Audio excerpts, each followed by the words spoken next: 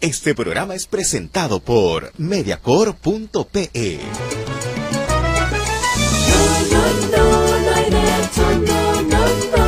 El Instituto de Defensa Legal presenta No hay derecho. Un espacio de noticias, diálogo, debate y participación.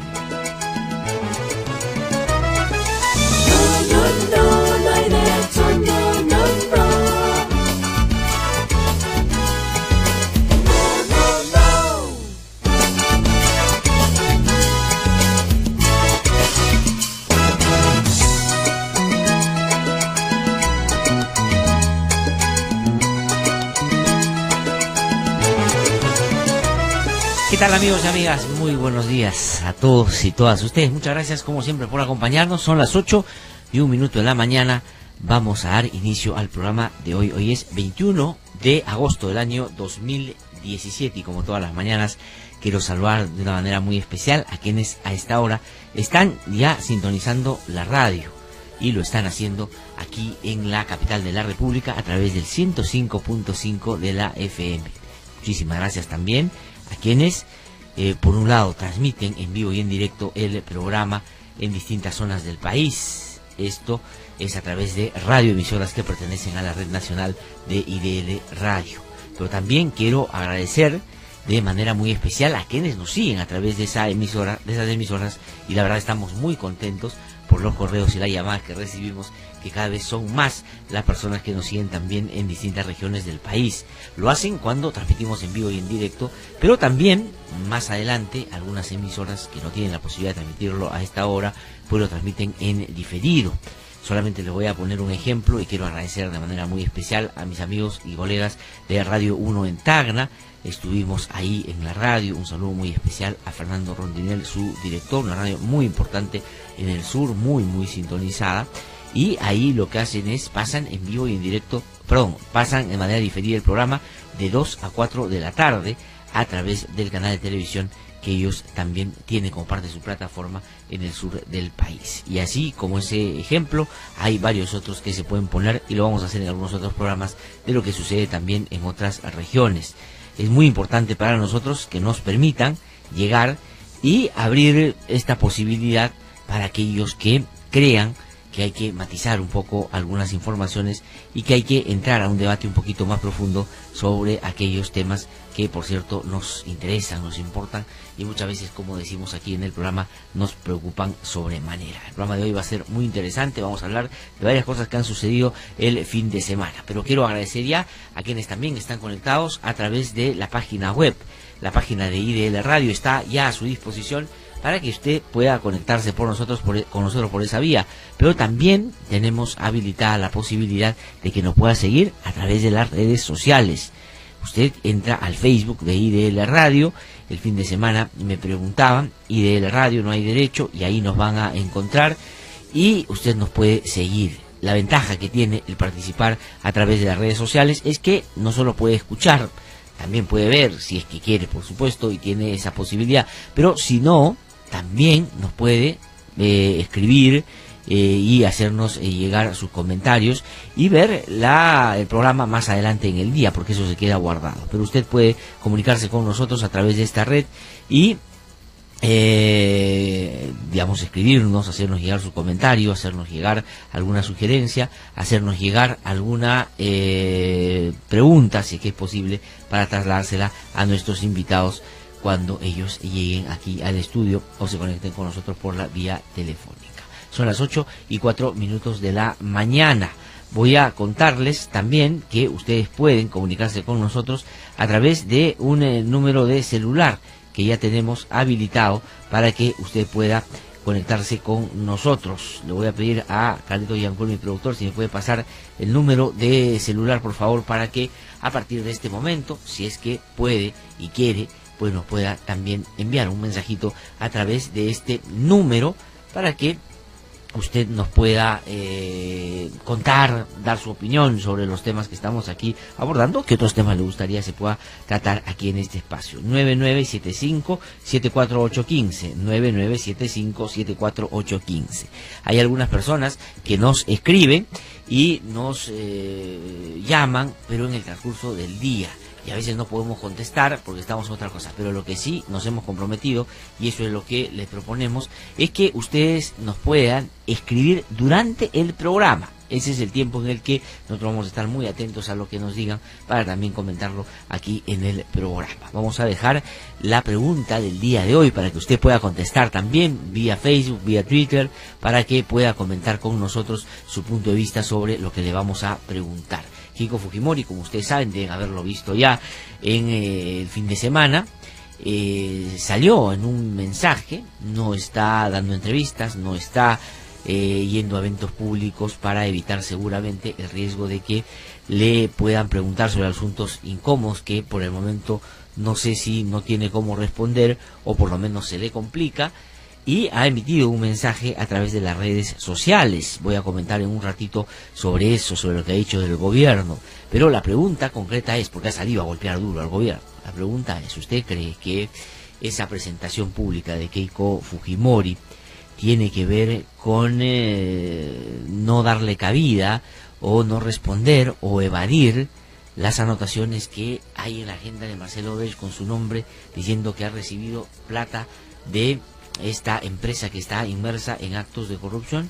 ¿Cree usted que una de las motivaciones por las que Keiko Fujimori sale a atacar al gobierno, a ganar la iniciativa política, tiene que ver con una evasiva a los temas vinculados a posibles aportes ilegales, si es que se toma en cuenta lo que ha pasado ya con otras agrupaciones políticas, de la empresa Odebrecht a Fuerza Popular? Díganos eso a través de las redes sociales, que es la pregunta que vamos a comentar el día de mañana. Eso como introducción para lo que vamos a hacer el día de hoy. Algunos comentarios que yo quiero hacer, y para eso me voy a apoyar en la presentación que hizo Keiko Fujimori. Ustedes la deben haber escuchado o deben haber escuchado algunos comentarios sobre esta presentación. Hay algunos que respaldan que ella, como lideresa de opinión y lideresa de la oposición, salga y puntualice aquellos temas que considera su partido importante, mejoren. Pero hay que mirar un poquito más allá y no solo ver el árbol, hay que ver el bosque. ¿Qué cosa quiere Fuerza Popular? Porque ha tenido ese comportamiento en, por ejemplo, la huelga magisterial, desde mi punto de vista, que llama la sospecha.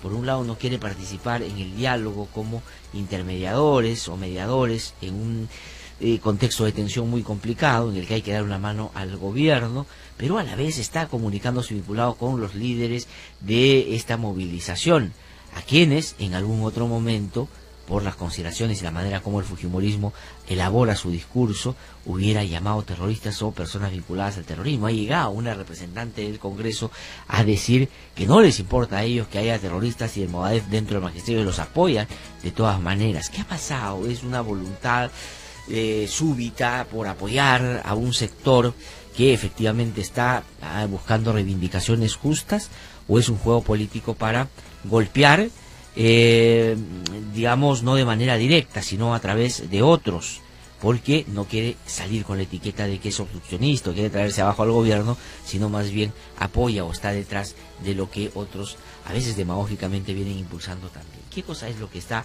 pasando? De eso vamos a hablar y vamos a escuchar a Keiko Fujimori. A ver, Víctor, Carito, por favor, si vamos escuchando a Keiko Fujimori, yo un mensaje, ¿duró cuánto? Unos 8 minutos más o menos, ¿no? Y hemos acabado algunos extractos, son no tan largos, pero queremos que se expliquen en sí mismos para nosotros comentar de qué cosa estamos hablando y qué cosa esto puede significar en una relación que, miren cómo se ha vuelto tensa muy poco tiempo después de esa reunión que tuvo el presidente con Keiko Fujimori para supuestamente darle gobernabilidad al país. Vamos a escuchar a Keiko Fujimori y comentamos sus dichos. Señor presidente, el Perú está enfrentando una crisis: la desaceleración económica, los casos de corrupción, la inseguridad ciudadana, el descontento social por las promesas incumplidas de campaña, sumados a la impericia y a la falta de decisión política, hace necesario que tome usted medidas drásticas. Y por ello me permito sugerirle un cambio de rumbo que incluya también la necesaria recomposición del gabinete. Se necesitan ministros de acción. Somos conscientes que la solución, por ejemplo, en el caso del sector educación, va más allá de un tema económico. Somos conscientes que debe corresponder a la política pública ya definido en su plan de gobierno. Y en el ánimo de facilitar ello, desde Fuerza Popular, ofrecemos otorgarles facultades legislativas en el tema de educación, que le permita a usted y a su renovado equipo encontrar la solución efectiva al problema del magisterio. Señor presidente. Ese Keiko Fujimori, ¿no? Más adelante vamos a tratar de situar esto en el marco de lo que han sido sus presentaciones públicas en el primer año de Pedro Pablo Kuczynski. Primero, notarán ustedes, quienes la han visto ya por video, pues ella sale hecha una presidenta, es decir, Keiko Fujimori sigue creyendo que ella es la que gobierna, entonces sale formal, con una bandera del Perú, la bandera de Fuerza Popular, y sale a marcarle la pauta al presidente, y le dice a manera de sugerencia, pero el tono la verdad es casi de imposición, y le dice que tiene personas incapaces, que no tienen ninguna pericia, que no conocen el país, que las soluciones no están en los escritorios, que el presidente no está buscando resolver las cosas, y dice algo que es interesante en clave de lo que está pasando en el sector magisterial. Dice que la reivindicación de los maestros va más allá de un asunto remunerativo y que hay que ver algunos otros aspectos de cara a lo que se propusieron en la campaña, lo que se propuso en la campaña. Y dice, vamos a darle, si usted quiere, facultades legislativas para que legisle en esta materia. Ahí miren ustedes la incongruencia que hay en el dicho de la señora Keiko Fujimori y lo que propone, pide que se haga. En primer lugar, no tiene la menor idea qué hacer con el sector de educación. Es decir, es muy fácil salir, criticar y decir este gobierno no hace bien las cosas, cosa que es verdad. Es un gobierno débil, bastante, la verdad, dejado, poco inteligente, poco vinculado con el día a día de las personas y la verdad que está manejado por un sector que no debe conocer mucho el país desde una perspectiva no solo de visitarse y tomarse una foto y aparecer, digamos, en los anuarios de los ministerios, sino de conocer la problemática del país. Es verdad, pero que Keiko Fujimori, que no se dista mucho de eso, porque no propone y no plantea nada.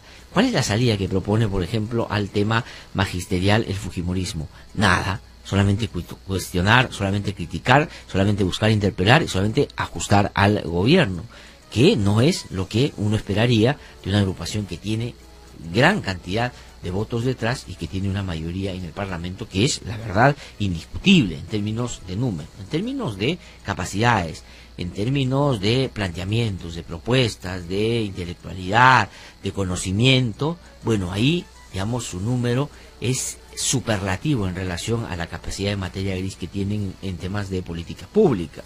Pero eso es lo que se ha elegido y ahí están en el Parlamento y son más de 70 personas. Pero ¿cuál es, digamos, la actitud más allá de salir a golpear al gobierno?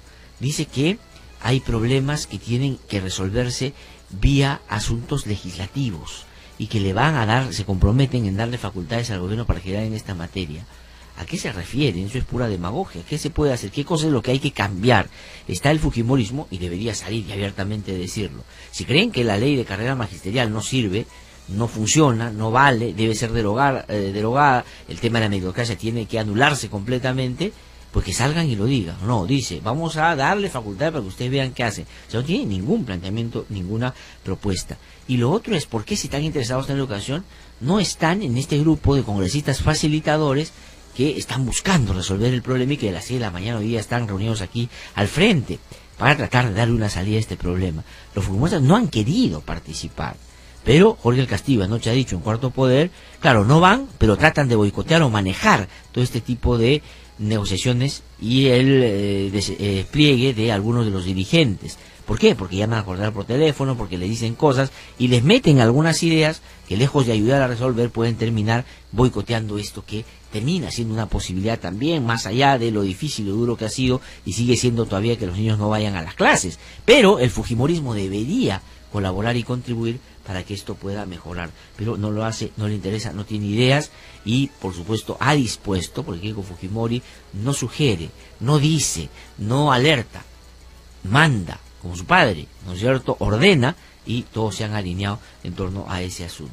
sino miren ustedes cómo los congresistas están ya en esa línea, pues diciendo una serie de cosas que la verdad son bastante preocupantes. Pero vayamos más allá y sigamos escuchando a Keiko Fujimori, que no solo dijo eso, dijo otras cosas también. Vamos a escuchar. En lo referido al sector educación, somos testigos de las protestas que protagonizan los maestros, quienes están en huelga alrededor de 60 días, exigiendo reivindicaciones por el olvido acumulado. Me pregunto, ¿hay una verdadera disposición para el diálogo? ¿Cómo es posible que la ministra no sepa quiénes son los representantes del magisterio en las regiones?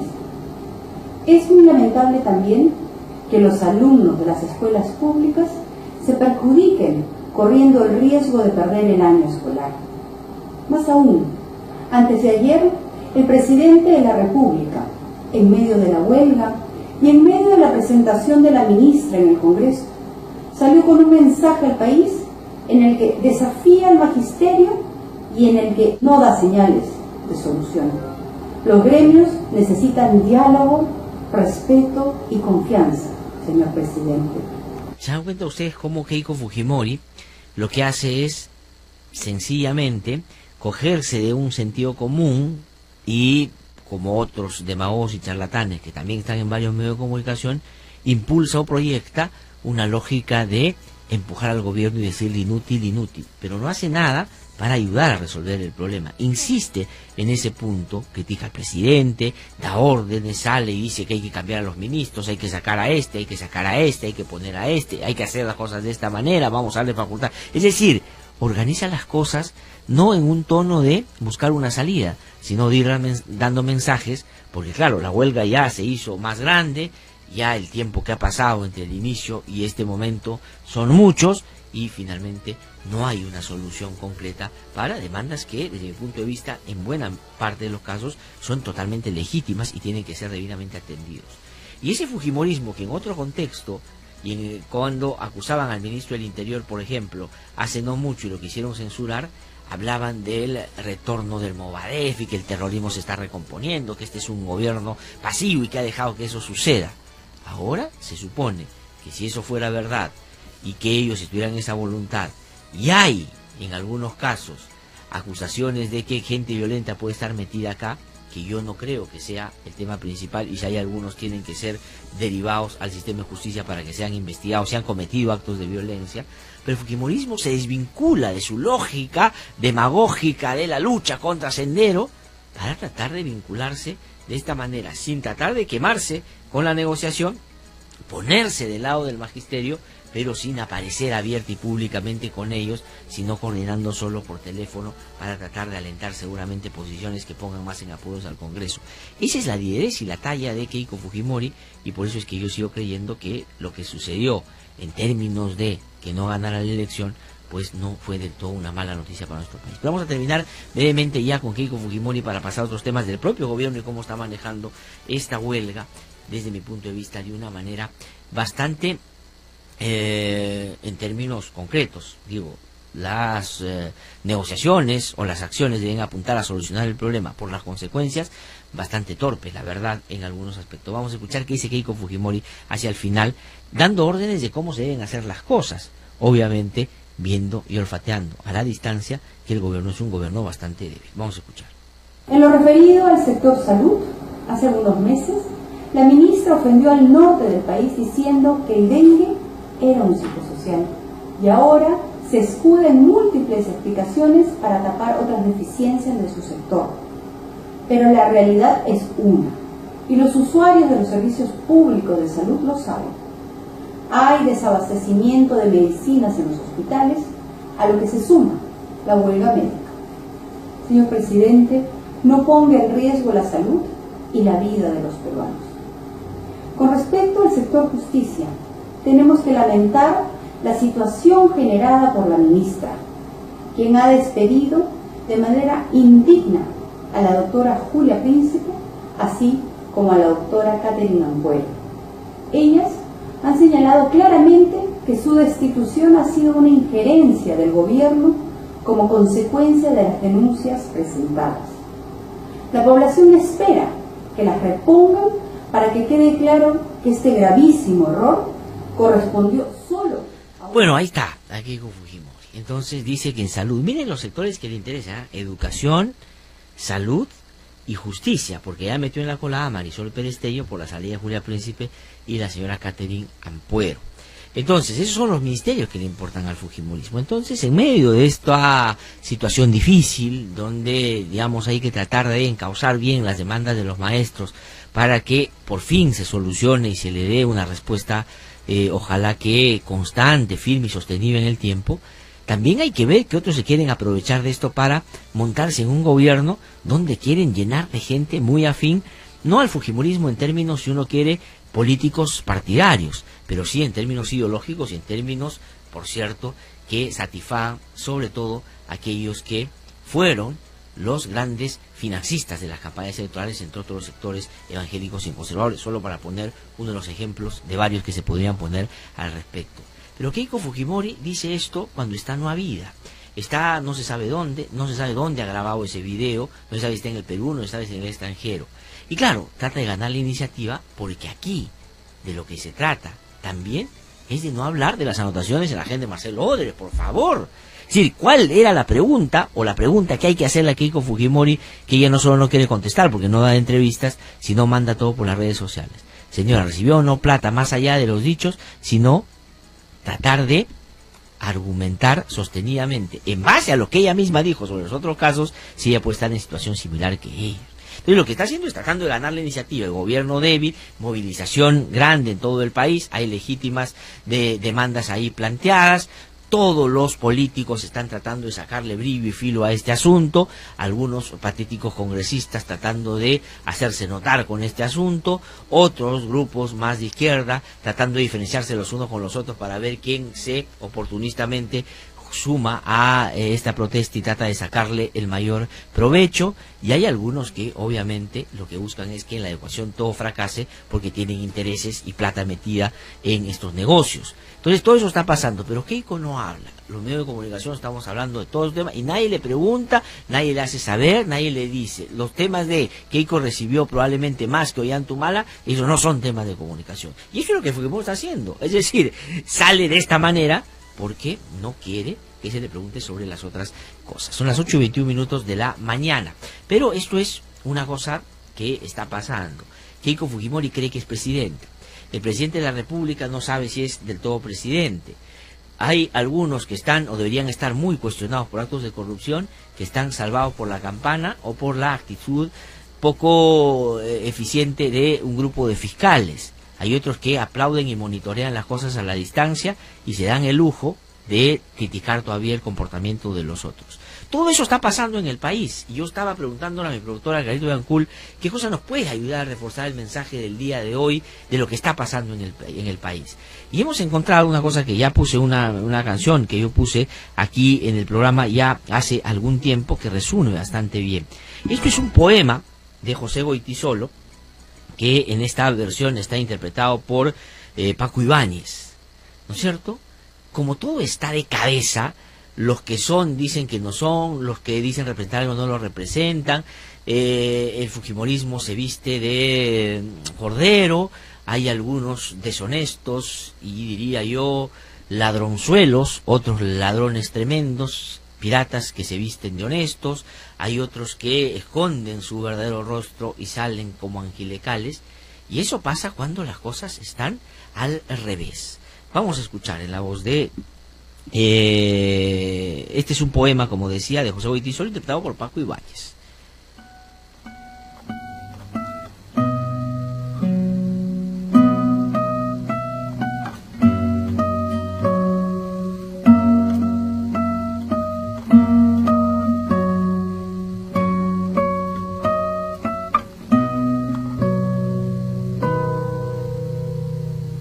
Érase una vez un lobito bueno al que maltrataban todos los corderos.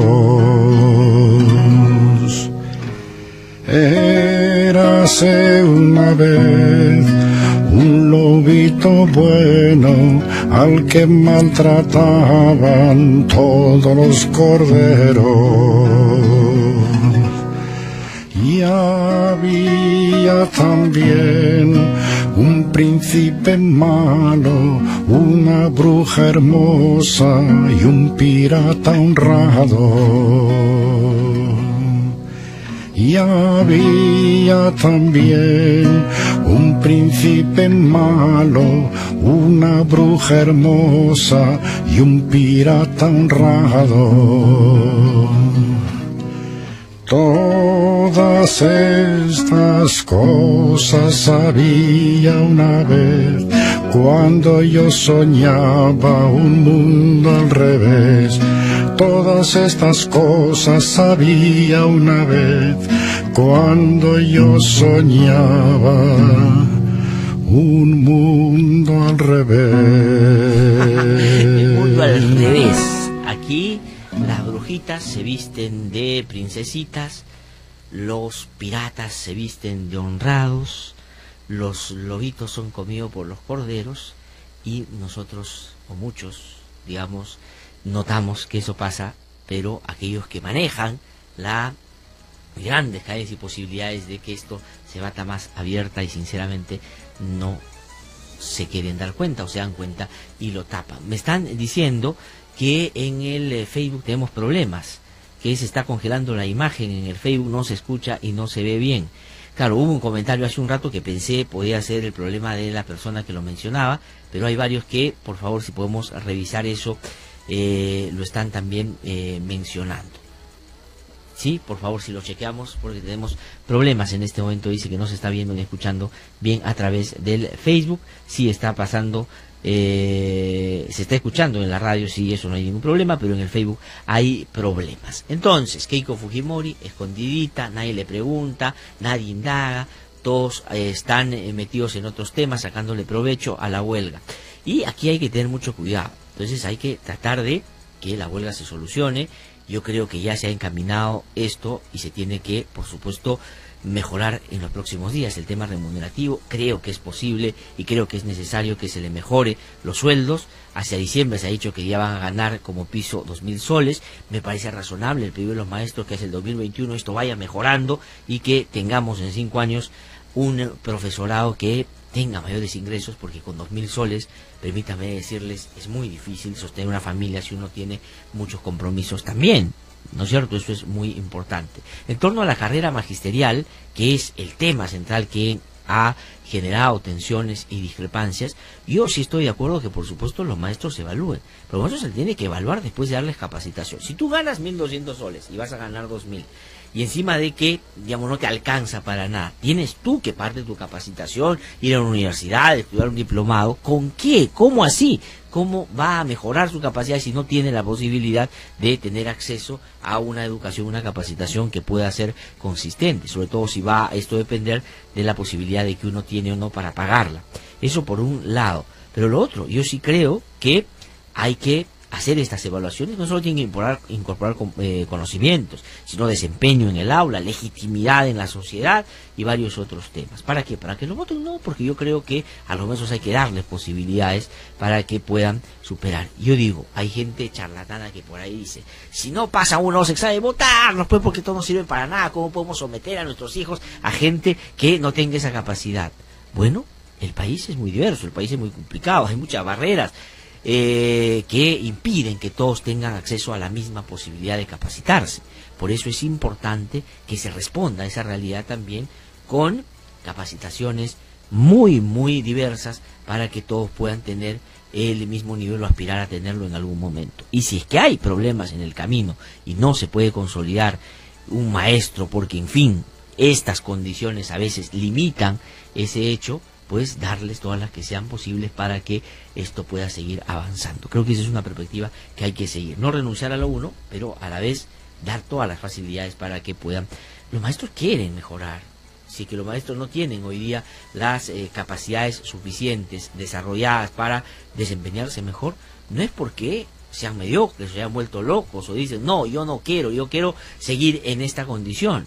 No, ojo, que las condiciones de muchos es muy alta también en términos de que hay maestros que son extraordinarios. Yo he estudiado en un colegio público en mi tierra, por ejemplo, y mis maestros eran extraordinarios. Y también habían problemas, pero hay que mejorar eso que digo, tiene que hacerse con tiempo y tiene que hacerse con mucho interés, porque esto va a tomar un tiempo razonable. Creo que eso es importante. Son las 8:29 minutos de la mañana y ya tenemos a nuestro invitado. Un ratito dame, porque quiero comentar también sobre la huelga otro aspecto que no quiero desatender. El otro día vi a los maestros protestando, estaban parados frente al Congreso de la República y empezaron a tirar unas bombas lacrimógenas, a tratar de perseguirlos, a tratarlos de una manera, la verdad, deplorable, que yo condeno y que me indigna, porque yo soy hijo de maestro y no se pueden hacer esas cosas. Los maestros gritaban: no somos terroristas, somos profesores. Le decían a los policías: nosotros los hemos educado. Pero la policía daba y daba y perseguía a los maestros. Esto porque, como ya se ha dicho, pues se ha llevado un problema que era magisterial, un problema que estaba vinculado al ámbito de la educación, se ha llevado al ámbito policial y el gobierno ha querido trasladarlo ahí. Y tenemos un ministro del Interior que yo conozco bastante bien, además, que lejos de actuar como una persona capaz de comprender los problemas, que era lo que hacía antes cuando hacía análisis para otros medios de comunicación, pues hoy día se ha convertido casi en un comisario, en el jefe de la DIROES, en el jefe de la DIRCOTE, se ha convertido en el número 1 de la policía de investigaciones, porque cree que los problemas se van a resolver diciendo que hay 1, 2 o 3 o 10 que están vinculados al Movadef y que pueden estar en las diligencias. Ese no es el problema principal, porque si ese fuera el problema principal, el señor Basombrío y todo su equipo deberían ya ser tildados como incapaces, porque si ellos de hace tiempo conocen que la actual dirigencia del Comité de Lucha, que mueve a esta gran cantidad de profesores, más de 230.000 personas en todo el país, están manejadas por Proseguir y por el Movadef, si eso es así, pues el Movadef o Sendero Luminoso han conseguido lo que nunca pudieron conseguir, y se ha conseguido en la época de un ministro como el ministro Basombrío. Si eso fuera verdad, pues toda esa gente debería salir más bien a decir: hicimos tan mal nuestro trabajo que Sendero se ha agrupado y no hemos podido hacer nada. Y si no es tan cierto lo que está diciendo, está tratando de utilizar un tema al estilo fujimorista, decir que todos son terroristas y que deslegitimar una marcha, induciendo al gobierno a un error y a generar una serie de tensiones mayores, pues también debería ser mirado con preocupación, porque está utilizando prácticas que en un sistema democrático, con alguien además que cuando yo conocí promovía las huelgas, le parecía que estaba el derecho a expresarse libremente garantizado en una sociedad democrática. Y no voy a yo explayarme más en términos personales, porque voy a tomar los dichos de otra persona con la que yo muchas veces he discrepado, y he discrepado abiertamente, pero Carlos Basombrío no tanto, porque han sido parte del mismo equipo, porque se conocen hace tiempo, porque han trabajado mucho, porque en cierta medida ha sido también un apoyo y un asesor y hasta su mentor en algunos temas vinculados al sistema de seguridad ciudadana. Fernando Rospigliosi ha escrito un artículo el día sábado que dice lo siguiente. Primero habla de Pedro Pablo Kuczynski y los dos Pedro Pablo Kuczynski, uno que sale un día y promueve el diálogo y otro que al día siguiente dice que no se habla con terroristas, y la verdad uno no entiende al presidente. Pero por otro lado, el señor Basombrío del Ministerio del Interior, dice Fernando Rospigliosi, está policializando el tema. Dice: uno de los problemas que el Ministerio del Interior ha policializado la respuesta al conflicto con los maestros al acusar a ciertos dirigentes de pertenecer a organizaciones extremistas, pretendiendo impedir toda negociación con ellos. Dice: una cosa es que la policía identifique a posibles cabecillas de Movadef, Pucallacta y otros, y los vigile y eventualmente detenga en caso de que cometan un delito. Y cosa muy distinta es que a partir de la sospecha de que algún dirigente está vinculado a alguno de estos grupos, se le considere terroristas y se cierre la posibilidad de un diálogo, a pesar de que ese dirigente realmente cuente con el respaldo de un sector de maestros. Este último es lo que está haciendo el Ministerio del Interior, arrastrando intermitentemente al gobierno en ese camino. Dice, en suma, policializar ese Fernando Rospigliosi, que es muy cercano a Basombrío, creo que se han distanciado ahora, pero es su pensamiento, es la manera como Basombrío enfrenta los temas de inseguridad, y en la que tiene sintonía con Rospigliosi. En suma, policializar el tratamiento de la huelga es seleccionar con criterios policiales, que no siempre son exactos, y no políticos a los posibles interlocutores, cerrando la puerta a varios que, a juzgar por lo que está ocurriendo, tienen un significativo respaldo. Y eso es verdad. Y dice, cuando hace poco la oposición interpeló al ministro del Interior a raíz de una pequeña marcha del Movadef, el gobierno minimizó el suceso. Sin embargo, ahora se infla ese grupo hasta el paroxismo como si tuviera una enorme influencia y control sobre el magisterio, y estuviera a punto de desatar una hecatombe, un gravísimo error que ha empeorado significativamente la situación de la ministra de Educación y ha comprometido al gobierno en una situación donde cualquiera sea el resultado saldrá perdiendo, además de haberle regalado al Movadef una publicidad que nunca soñó. Eso es el pensamiento de Fernando Rospigliosi, muy cercano a Basombrío, que le dice, oye, deja de actuar como comisario, o sea, tú no puedes llevar esta discusión a un tema policial. Realmente lo que está pasando en el sector interior y la manera como se están haciendo despliegue de la policía contra los maestros es inaceptable. A mí me parece que hoy día va a presentar, el señor Basombrío ha dicho quiénes son los dirigentes, y la idea es que en un comité donde había varios, había unos cuantos que eran de estos grupos, que yo condeno, que yo rechazo, que a mí me parece que predican la violencia, yo no estoy de acuerdo con eso. Pero me van a decir que los 230 maestros que no están yendo a clases son terroristas. Si eso pasara, hemos perdido absolutamente como democracia, porque no hemos sido capaces de derrotar a estos grupos violentos. Pero si no es así, la verdad es que yo creo que Carlos Basombrío va a terminar siendo recordado más por esto que por otras cosas interesantes que puede estar haciendo en el gobierno, en el sector interior. Son las 8:35 de la mañana. ¿Qué tenemos? Tengo que ir a un corte ya. Tenemos a nuestro invitado. Vamos a conversar en un ratito con ellos, porque tengo lo que ha pasado ayer en el lugar de la memoria, que quiero comentar. También lo comento después. ¿Qué me dice Carlito? ¿Voy a una pausa? Sí, voy a una pausita, regreso en un instante. Estamos aquí en No hay Derecho, soy Glatzer Tuesta, voy a estar con ustedes los siguientes minutos. Regreso porque el gobierno cree que dándole más señales de amor al fujimorismo lo van a dejar tranquilo. Ya PPK ayer dijo que va a indultar a Fujimori, y vamos a ver si es que este sector político pues empieza a tranquilizarse un poco, cosa que yo la verdad no creo. Pero vamos a una pausa, regreso con eso en un instante.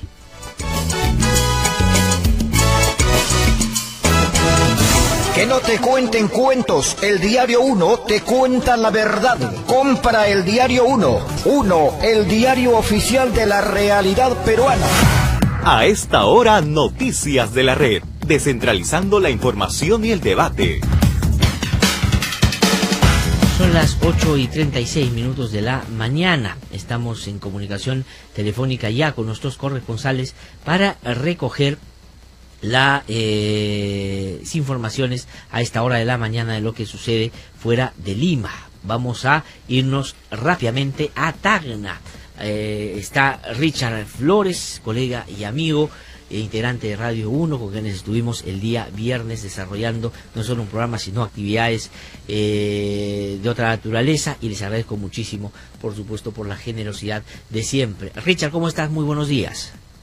Muy buenos días, Glatzer, para poder informar de que aproximadamente 470 docentes en Tacna sufrirían descuentos en los sueldos correspondientes al mes de agosto. Esto debido a que los docentes se ausentaron aparentemente a participar de la huelga convocada por el SUTEP. Así lo informó la directora de la UGEL Tacna, Graciela Ticona Calizaya. Indicó que tras un informe de la unidad de personal son cerca de 470 profesores, de los cuales se ha determinado de que muchos de ellos habrían participado en la huelga de maestros. En ese sentido, refirió que los docentes que se han estado ausentando lo han estado haciendo de manera interrumpida. Para pagar a los nuevos docentes se tendrá que trabajar como mínimo 5 días de continuo, informó la titular de la UGEL Tacna. Hasta hoy se espera de que esta cifra pueda incrementarse tras haber conocido de que la medida de lucha continúa en la región de Tacna. Desde Tacna para IDL Radio informó Richard Flores. Muchísimas gracias, Richard, por esa información. Un gran abrazo y saludo a todos los colegas y a las personas que nos siguen en esta región del país donde nace la peruanidad, y en la heroica Tacna, que además está por estos días de aniversario. Vamos a trasladarnos ahora a otra zona del país. Rápidamente nos vamos al otro lado. Nos vamos a Piura. Evaristo Chunga, colega y gran amigo también, pero él está en Piura. Evaristo, ¿cómo estás? Muy buenos días. Buen día, Glaser. Desde Piura tenemos que indicar que la huelga de profesores continúa hasta que no se firme el acta con la ministra de Educación y se consulte con las bases, señaló el profesor William Bayona Martínez, representante de los docentes de Piura en la mesa de diálogo. William Bayona manifestó que mediante contacto telefónico que en las reuniones de la mesa de diálogo donde participan en representación de los docentes de la región Piura, se van llegando a puntos de coincidencia en favor del magisterio. Luego que se firme el acta con la ministra de Educación, Marilú Martens, los congresistas que representan a sus bancadas y todos los representantes de las regiones regresarán a sus regiones y convocarán a sus bases donde éstas decidirán respecto a la huelga luego de ser informados. La huelga continúa, dijo Bayona Martínez, luego de desautorizar a Miguel Puesca Rodríguez, secretario general del sindicato magisterial cuyas siglas son CIMA, que el día sábado anunció que hoy lunes se reinician las clases en la región Piura. Calificó a Puesca Rodríguez de romper la huelga y traicionar a los profesores. Desde Piura, para IDL Radio, Evaristo Chunga. Hasta pronto. Muchísimas gracias, Evaristo, por esa información desde la región Piura. Vamos a trasladarnos ahora a otra zona del país. Nos vamos a Puno, ¿no es cierto? Ahí está Percy Calizaya con la información. Percy, ¿cómo estás? Muy buenos días. Buenos días, Glaster y amigos de IDL Radio. Esta es la información desde Puno.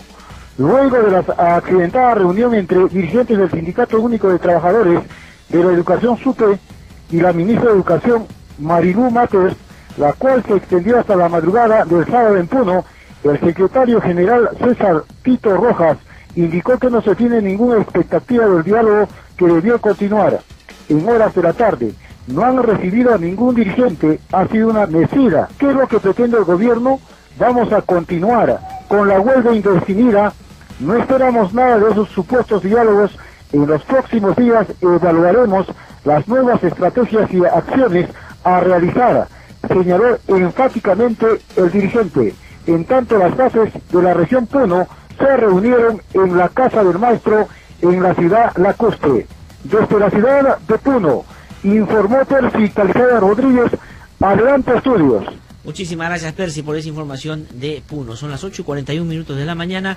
Vamos a terminar nuestro recorrido esta mañana en Bagua Grande, en Uctubamba, en la región Amazonas, mi tierra, por supuesto. Alberto Pintado con la información. Alberto, ¿cómo estás? Muy buenos días. Buenos días, Glaster, desde Bagua Grande, capital de la provincia de Uctubamba, en Amazonas. Quiero informarte a ti y a toda la amable audiencia de la red informativa nacional de IDL Radio, que en la sección de investigación de delitos y faltas de la comisaría de Jaén se encuentra la denuncia de María Elena Llanos Banda, de 21 años de edad, contra un alumno de la Escuela Técnica de la Policía Nacional de Amazonas, con sede en la ciudad de Bagua Grande, por el presunto delito de hurto, tras el robo de un celular de su propiedad valorizado en 209 soles. El referido alumno identificado como Jorge Acuña Tenorio. Por lo tanto, se espera que los próximos días el alto mando policial emita la resolución de baja del citado alumno de dicha escuela aquí en Amazonas, y también las investigaciones del caso que incluirían al director de escuela de suboficiales debido a su poca responsabilidad de control de los alumnos en esta zona. Esta fue la información de Bagua Grande, capital de la provincia de Uctubamba, en Amazonas. Les informó para la red informativa nacional de IDL Radio, Alberto Pintado Villaverde. Muchísimas gracias, Alberto, por esa información desde Bagua Grande, en la región, en Uctubamba, en la región Amazonas. Vamos a una pausa muy breve, y regresamos para conversar vía telefónica con el doctor César Guadalupe, el presidente del Consejo Nacional de Educación, justamente sobre los temas que hemos abordado previamente. Una pausa y regreso. Hasta aquí Noticias de la Red, descentralizando la información y el debate. Que no te cuenten cuentos, el Diario 1 te cuenta la verdad. Compra el Diario 1. 1, el diario oficial de la realidad peruana. Escucha, Carlos, otra vez el vecino pega a su esposa. Eso es asunto de ellos, no te metas. Pero... Ya sigue durmiendo nomás ahorita. En el Perú, 6 de cada 10 mujeres han sufrido violencia física o psicológica por parte de sus parejas. Si tú eres víctima o testigo, no dudes en denunciarlo. tus derechos no se tocan.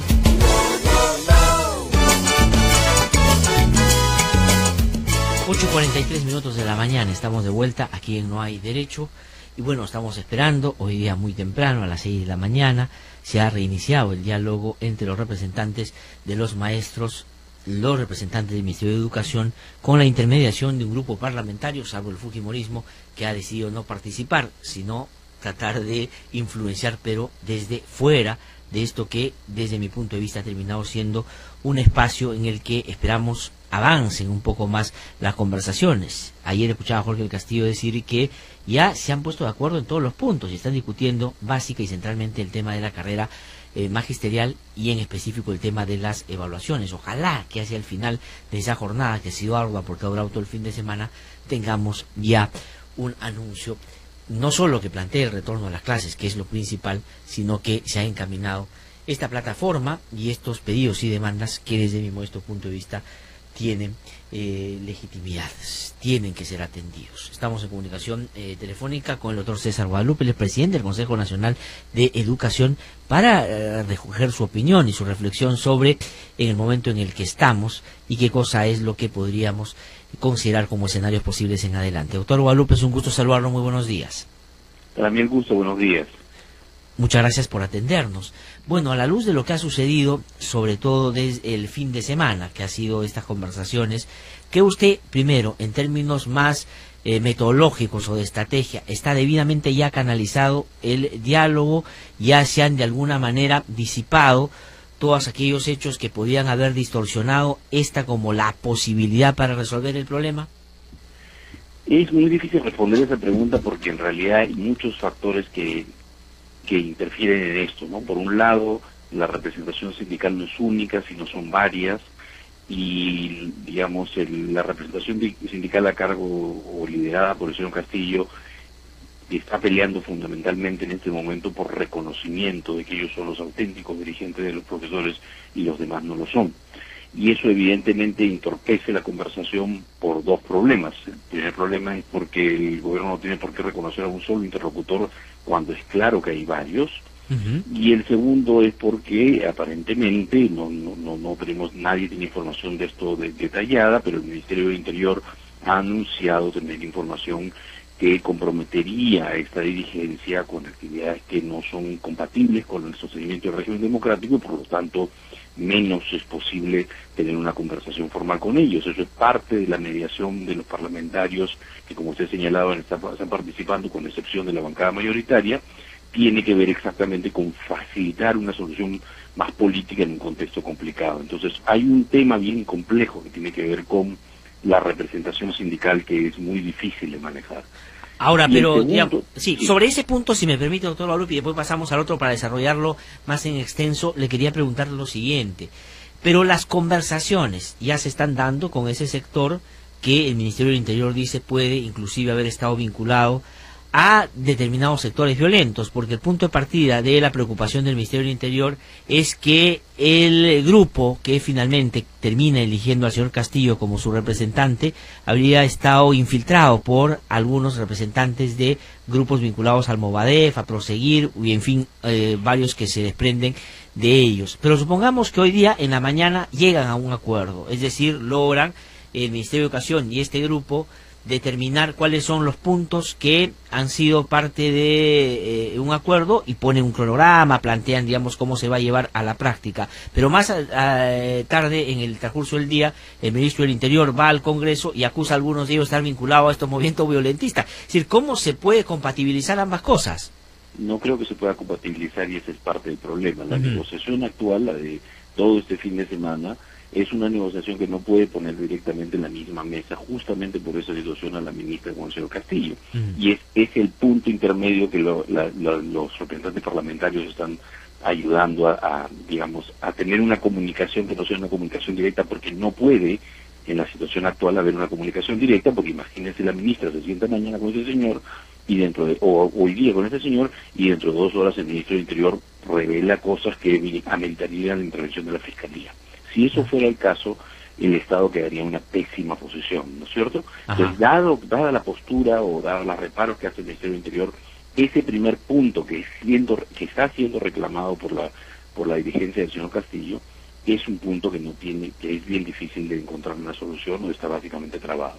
Y no es el único, porque son varios puntos que es muy difícil lograr un acuerdo, o mejor dicho, que no es deseable que haya un acuerdo en los términos que el señor Castillo y su dirigencia están planteando. Ajá, pero digamos, siguiendo ese razonamiento, porque claro, ya ayer escuchaba y entendí un poco mejor cuál ha sido la metodología que han desarrollado para generar y desarrollar esta conversación. Es lo que se llama el cuarto al lado, y si se han reunido por separado y han ido llevando los acuerdos de un grupo hacia el otro para tratar de evitar que la ministra esté directamente vinculada con el señor Castillo. Pero desde el Consejo Nacional de Educación, ¿cuál es la reflexión sobre la representación del señor Castillo? Porque ahí está la otra discusión. Si supongamos que esta persona está vinculado a grupos violentos y ha logrado unificar a lo que dice el ministro, el grupo Proseguir con el grupo Movadef, que es el grupo más bien del otro lado del sendero, entonces lo que tendríamos que decir es aceptar que hemos perdido una gran batalla, porque si esos 230.000 maestros que no están yendo a trabajar responden a la consigna de estos grupos violentistas, el tema ya no es solo de educación, sino es el país y es la democracia. Entonces ahí, ¿cuál es la opinión que tienen sobre esa dirigencia, sobre el señor Castillo? Exactamente, usted ha planteado el tema exactamente en el problema, donde es el problema, ¿no? Aquí hay dos aristas que son bien importantes. Una primera es la profunda debilidad institucional del país, y eso no toca solamente al Estado, sino a las organizaciones civiles. El sindicato magisterial, que fue en alguna época un sindicato sólido, fuerte, básicamente ha eclosionado en esta situación, y hoy hay muchos sindicatos. En las mismas regiones no es que haya un solo sindicato en cada una, hay facciones y hay una lucha muy fuerte por el liderazgo, en la cual obviamente no es función del Estado y menos del Consejo Nacional de Educación meterse. Eso es un tema que los propios afiliados a los sindicatos tienen que resolver. Pero hay un primer problema de debilidad institucional que es muy serio, por un lado. Un segundo problema es que evidentemente hay un profundo malestar legítimo de los maestros. Entonces ha habido un conjunto de cosas que han ido acumulando este malestar, y no es que los maestros estén detrás de Sendero Luminoso o Movadef o de estas corrientes, sino que en realidad cualquiera que haya tirado un fósforo en una situación como esa iba a lograr que esto se incendie por el profundo malestar que hay, y hay que reflexionar sobre varias cosas que como país no hemos hecho necesariamente bien en los últimos años. Yo de verdad así se pruebe que el señor Castillo está vinculado a A o B grupos o a alguna actividad ilícita, y si está vinculado a una actividad ilícita es responsabilidad del Ministerio Público iniciar las correcciones que corresponden. Eso ya deja de ser un problema político y se convierte en un problema judicial, ¿no es cierto? Si eso fuera cierto, eso no quiere decir que los maestros están respaldando a una dirigencia violentista. Eso quiere decir que los maestros encuentran en esos dirigentes los únicos que están dispuestos a levantar la voz por ellos. De acuerdo. Y digamos, lamentablemente siguen ese liderazgo en esa circunstancia, y eso efectivamente daña y compromete el sistema democrático del país. Ahora, porque hay un cuestionamiento también dentro de, si uno quiere, la institucionalidad sindical del propio magisterio, porque el razonamiento del otro sector es: tampoco podemos estar sometidos a la lógica de patria roja todo el tiempo, y por lo tanto quisiéramos que haya un cambio. Es decir, eso también está en juego, y eso ha hecho que, como usted bien ha dicho, doctor Guadalupe, la situación sea más difícil de resolverse. Pero dejando de lado el tema de la representación, usted iba a plantear algunos otros puntos también complejos. Bueno, hay otro punto complejo, que es el punto que a mí, al Consejo Nacional de Educación, más le preocupa en este momento. El punto es simple: nosotros hemos avanzado como país en introducir el mérito profesional como el criterio básico para que los profesores puedan ingresar, progresar y permanecer en la carrera. Las reivindicaciones que está planteando la dirigencia liderada por el señor Castillo solicitan acabar con eso. Es decir, ¿qué están planteando concretamente? Nosotros tenemos un programa de capacitaciones, una evaluación de desempeño docente. Si un profesor falla ahí, se hace otra capacitación, una segunda evaluación. Si el profesor falla ahí, se hace otra capacitación, una tercera evaluación. Es decir, después de 5 años de formación de universidad o instituto, varios programas de capacitación y 3 procesos de evaluaciones a lo largo de 3 años, el profesor demuestra que no puede hacer su trabajo. En esas circunstancias, la ley actual dice que el profesor debe dejar el servicio. Lo que el señor Castillo está planteando es que el profesor debe permanecer en su sitio, en su aula, y que, bueno, pues ya no lo asciendan, pero debe permanecer ahí.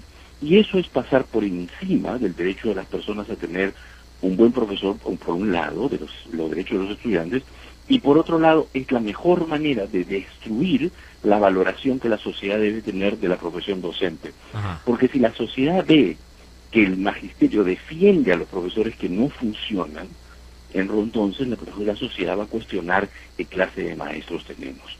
Para revalorar la docencia, el mérito profesional es un atributo central, y eso es una de las cosas que hoy día está en juego y que no deberíamos permitir que retrocedamos. De acuerdo, pero en fin, que no se deje de lado el tema de las evaluaciones y de los ascensos en base a meritocracia. Yo estoy de acuerdo con eso. Y el retiro en base y el retiro. Y el retiro de la carrera. ¿Qué es lo que, digamos, le preocupa y ellos llaman, digamos, la punición? Es decir, el hecho de que puedan terminar siendo separados del magisterio. Pero el otro día el presidente de la República, que ha entrado a terciar, y yo no sé si ha ayudado en realidad a solucionar el problema, si no lo ha complejizado, dijo en una entrevista lo siguiente, que él creía que de repente 3 años para hacer las evaluaciones era un tiempo muy corto y habría que pensar en la posibilidad de hacerlo en un periodo un poco más largo, sin dejar de lado el tema de la evaluación, que a mí me parece pertinente.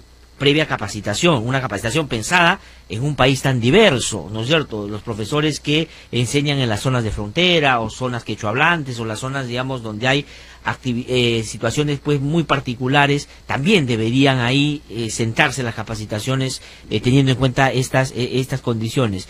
Pero sin dejar de lado esa evaluación, ¿se podría pensar, le pregunto a usted como presidente del Consejo Nacional de Educación, en la posibilidad de, por ejemplo, ampliar los tiempos? ¿Cuál sería la salida para no perder soga y cabra, por decirlo en términos más coloquiales?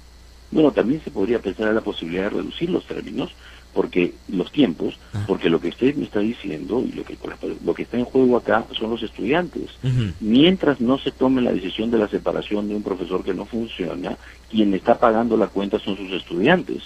Si a las personas le parece bien que los estudiantes paguen la cuenta 3 años o 5 años o 10 años, creo que estamos en problemas como país. La verdad, los estudiantes no deberían pagar la cuenta ni un solo día. Pero bueno, lo que tenemos hoy día en la ley dice que los estudiantes pagarán la cuenta durante 3 años. Personalmente me parece bastante generoso con los docentes y bastante desprotector del derecho de las personas 3 años. Pero es lo que tenemos en la ley y creo que es lo más razonable que se puede conseguir en Pero el país. la consideración que hace el presidente es una consideración entonces no técnica y en términos de lo que usted dice, poner a los niños como el fin superior, un asunto que no debería tomarse en cuenta. Por ahí no va la cosa entonces. No sé cuál es el sustento de plantear que sea 5 años o 6 u 8 o 23, no lo conozco. Sí. Lo que sé es que mientras que una situación como esa se extienda, quienes pagan y pagan la factura son los estudiantes. Claro, porque el otro tema, y me dicen acá en las redes sociales, permítame trasladar, no todos, pero algunas de las preocupaciones. Por ejemplo, en el caso de los jueces fiscales es cada 7 años, los procesos de ratificación, donde, digamos, salen o se quedan en la magistratura. Los médicos no sé si tienen evaluaciones. Es decir, estoy pensando en que la meritocracia debe aplicarse a todos los sectores, además aquellos que brindan servicios directos a la población. Entonces, ahí también hay un elemento que debe incorporarse a la discusión sobre cómo con los maestros de una manera y cómo con los otros de una distinta. Me imagino que cuando se discutió la ley hace 5 años ya discutimos eso, ¿o no? La ley la aprobamos hace más de 5 años. Yo me imagino que sí, pero hay una huelga ahora y se está planteando el debate nuevamente y uno no puede decir, ya lo aprobamos hace años. La huelga existe ahora y el debate se plantea ahora porque las evaluaciones de desempeño recién están empezando ahora. Esa es la razón. De acuerdo. Y esas evaluaciones, más o menos en el cálculo que ustedes hacen, ¿qué puede significar en términos de despidos de aquí a un tiempo? Es decir, ¿qué tan mal están los profesores que tienen tanto miedo? No sé por qué tienen tanto temor, no sé por qué los dirigentes sindicales dicen que esto supone que son despidos masivos. Supongo que ellos tendrán evidencia que dice que masivamente los profesores no van a poder. No lo sé, yo no tengo evidencia, nosotros no tenemos evidencia de si esto es masivo o no. Lo que sabemos es lo siguiente: este año se va a evaluar a 6.000 profesores de educación inicial. Si alguna fracción de ellos tiene problemas, se le evaluará el siguiente año y luego el siguiente. O sea, esa es la primera evaluación. Es la primera que va a subir. Hasta ahora no ha habido... porque hasta ahora no ha habido ninguna evaluación de desempeño. De acuerdo, por lo tanto no hay ningún despido. Y tendría para haber despidos 3 evaluaciones en 3 años. Tendría que pasar todavía 3 años para poder ver los primeros... Exactamente. De acuerdo, ese es un tema... Y solamente con los 6.000 que empiezan este año. El próximo año será un grupo mayor. Es decir, de esos 6.000 profesores de educación inicial que este año van a ser evaluados, si hubiese alguno que no funcione en 3 años, recién ese uno estaría saliendo del servicio en el 2021. Sí, ahora, una última pregunta, agradeciéndole, doctor Guadalupe, por su gentileza. Keiko Fujimori habló el otro día, dio un mensaje a la Nación, sin embargo, sus congresistas no están en este proceso de facilitación, por decirlo de alguna manera, como bisagra o enlace entre el Ministerio y los sectores que están protestando. Pero sí dijo algo que parte de lo que ella dice es su preocupación, y es que estamos pensando darles facultades legislativas al gobierno para que legislen esta materia, porque este no es solo un tema remunerativo. Imagino que lo que están diciendo es facultades para que deroguen la ley magisterial. ¿El fujimorismo cuál es su posición frente a eso? No lo han hecho pública. ¿Pero le preocupa eso? A mí sí, por supuesto, no me preocupa del fujimorismo, me preocupa de cualquiera que plantee una cosa por el estilo. Ya hay un proyecto de ley presentado por congresistas del Frente Amplio en esa dirección. Ajá. Sí, pues ahí también el Frente Amplio, como hay dos grupos, están pugnando por quién digamos, más radical que el otro, se vincula más a estos profesores. Pero mi pregunta es, cuando... Los profesores votan, los estudiantes no. Ese es el problema. Es verdad. Y sobre esto, que ya tengo que terminar, pero mi pregunta es, pero cuando Keiko Fujimori desliza el hecho de que hay cambios legislativos que hacer y si vamos a otorgar facultades, ¿a qué se puede estar refiriendo? ¿Hay algo que se deba cambiar en la ley? Hay muchas cosas que se podrían cambiar. No, pero que están en discusión en la huelga. Lo que único que está en discusión en la huelga es el tema de la evaluación, y eso es precisamente lo que ha insinuado el congresista del Castillo el día de ayer. Ajá. Que lo que hay es aquí un acuerdo político. No sabemos si eso es cierto, pero es lo que insinuó el congresista del Castillo. Supongo que alguna razón, algunos elementos de juicio debe tener para decirlo, que iría en esa dirección. Sí, pues. Espero que lo desmientan pronto. Esperemos que lo desmientan pronto, efectivamente, esperemos. Doctor Guadalupe, muchísimas gracias por habernos atendido. Vamos a tener la oportunidad seguramente de seguir conversando más adelante. Al contrario, muchísimas gracias a ustedes. Que le vaya muy bien. 9:00 de la mañana, tengo que ir a una pausa, regreso en un instante, estamos aquí en 9 Derecho. Que no te cuenten cuentos, el Diario 1 te cuenta la verdad. Compra el Diario 1. 1, el diario oficial de la realidad peruana. Este programa es presentado por Mediacorp.pe. Curiosidades. ¿Sabías que parpadear hace que el cerebro trabaje con más potencia para estabilizar nuestra visión? Un estudio reciente dice que cuando parpadeamos, nuestro cerebro trabaja con mayor potencia para mantener nuestra vista estable. Además, limpia y mantiene hidratados nuestros ojos. Curiosidades.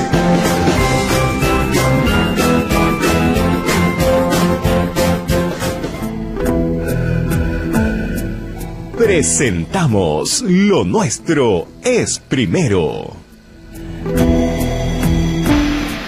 El caballo peruano de paso es una raza típicamente nuestra, producto de un largo mestizaje de ejemplares bereberes traídos de Europa y Arabia por los españoles, los cuales fueron adaptados pacientemente al arenoso suelo costeño por los agricultores y ganaderos, hasta cambiar su trote por el paso característico del Perú, que es un avance simultáneo, en paso majestuoso, de las patas delanteras y traseras del mismo lado. Esto hace que su cabalgadura sea todo un deleite, ya que quien lo monta no siente el trajín de la caminata. El caballo fiel obedece a su amo, que es el chalán, jinete que lleva bien puesto su sombrero de paja y poncho blanco de lino. Ha sido premiado por diversos organismos internacionales. Actualmente el caballo peruano de paso está presente en varios países de América y Europa, teniendo siempre el reconocimiento de ser patrimonio del Perú. Hoy esta clase de caballo ya nace con esta cualidad. Acabamos de escuchar Lo Nuestro es Primero.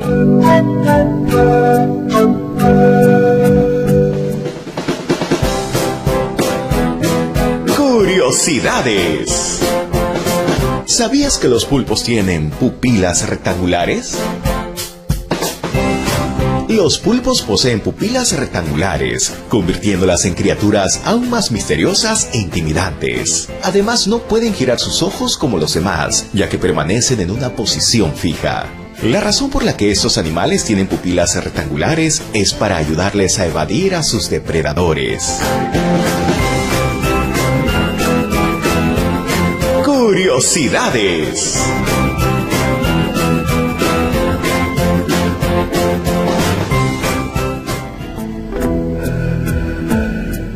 Presentamos Lo Nuestro es Primero. La artesanía peruana destaca por su variedad, riqueza en mensajes, belleza y policromía. Se muestra ante los mercados, ferias y ojos del mundo a través de la amplia red de nuestros expositores y exportadores. La excelencia artesanal del Perú se manifiesta en la armonía de los diseños geométricos en los tejidos, la minuciosa representación de la vida campesina en los mates burilados, el mestizaje cultural o el colorido de los retablos ayacuchanos, el finísimo tallado de las piedras de Huamanga, los complejos diseños de las tallas en madera, la exótica belleza de las piezas en oro y plata y la infinidad de formas que toma el barro en la cerámica. Estas obras son solo algunas de las manifestaciones de un pueblo que se comunica principalmente a través del arte, utilizando para ello un lenguaje cuyas claves fundamentales son la abundancia, la fertilidad y la apuesta por el futuro. Acabamos de escuchar Lo Nuestro es Primero.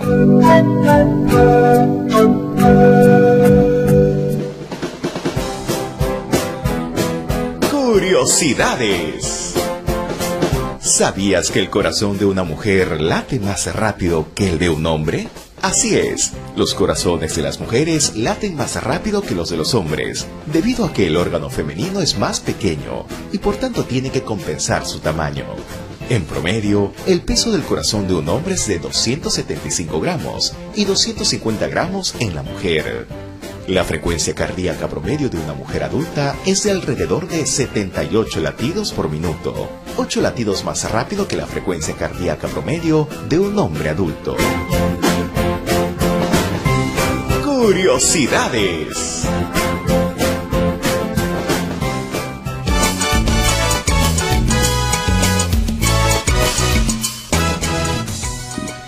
Son las 9:06 de la mañana, estamos de regreso aquí en No Hay Derecho.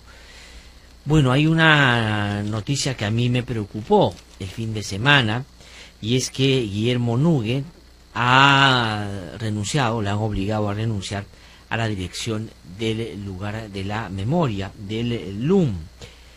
Y lo han obligado a renunciar, o le han pedido que renuncie, por un asunto que a mí me parece que es muy grave. Primero, porque Guillermo Núñez es un reconocido historiador, es un gran intelectual. Ya quisiéramos tener personas como él, digamos, en distintas instancias de la vida cultural, política de nuestro país. Y lo han sacado por lo siguiente, y les voy a contar. Y esto hace parte de varias otras decisiones que se están tomando desde el gobierno para, y siguen insistiendo en esa lógica que no les ha servido para absolutamente nada, congraciarse básicamente con el sector más bravucón del fujimorismo, que no quiere que lo toquen ni con el pétalo de una rosa. Pero a ver, ¿qué cosa es lo que ha pasado en el LUM? Pues bueno, se inauguró el miércoles 16 de agosto una exposición que se llama Resistencia Visual de 1992. Se llama Resistencia Visual 1992. Esta es una muestra que lo que quiere hacer es dar cuenta, desde una perspectiva, por cierto, artística, qué cosa es lo que sucedió en esa época, qué cosa es lo que sucedió en ese nefasto año. Y lo que sucedió en ese nefasto año, uno lo puede poner en una pintura, uno lo puede poner en una escultura, uno lo puede poner en un documental, uno lo puede leer en un libro, uno lo puede ver en cualquier versión o formato, y tiene una sola realidad. Fue el golpe de Estado de Alberto Fujimori, fue asesinada María Elena Moyano, pasó el caso de la Cantuta, fue detenido Abimael Guzmán y sucedieron varios otros hechos de esa naturaleza, de esa índole y de esa importancia. Entonces, solo describir lo que pasó en ese año daba cuenta de que estábamos en el marco de un gobierno autoritario que violó derechos humanos de manera sistemática y por lo cual Alberto Fujimori está preso, condenado porque lo extraditaron de Chile, porque el fiscal dijo que había cometido graves violaciones de derechos humanos, porque una sala lo sentenció y porque otra sala confirmó la sentencia. Entonces, en cualquier versión, el año 92 fue un año dramático. Entonces, esta exposición daba cuenta de eso. Pero ¿qué cosa es lo que sucedió? De pronto hubieron reacciones de gente que fue a verlo, porque hay en el Perú fujimoristas que, digamos, tratan de que nos olvidemos de lo que pasó en los 90 y de que creamos que eso fue un diseño magnífico, una década magnífica y que ahí se desarrollaron algunos actos que fueron importantes para el país y todo lo que sucedió en materia de corrupción, de violación de derechos humanos, de autoritarismo, de ruptura institucional, etcétera, etcétera, fueron los costos que había que pagar para conseguir algunas otras cosas. Hecho que por supuesto yo rechazo absolutamente, condeno y me indigna que sigan algunos manifestando esos hechos y dar esas versiones. Inclusive hay gente que reivindique el golpe de Estado del 5 de abril del año 92. Nosotros lo rechazamos al comienzo, como creemos que hasta ahora, pues ese fue un golpe severo a nuestro sistema democrático. Entonces hay fujimoristas, fanáticos, fundamentalistas que no quieren que se hable de eso y nos quieren borrar de la memoria eso que sucedió.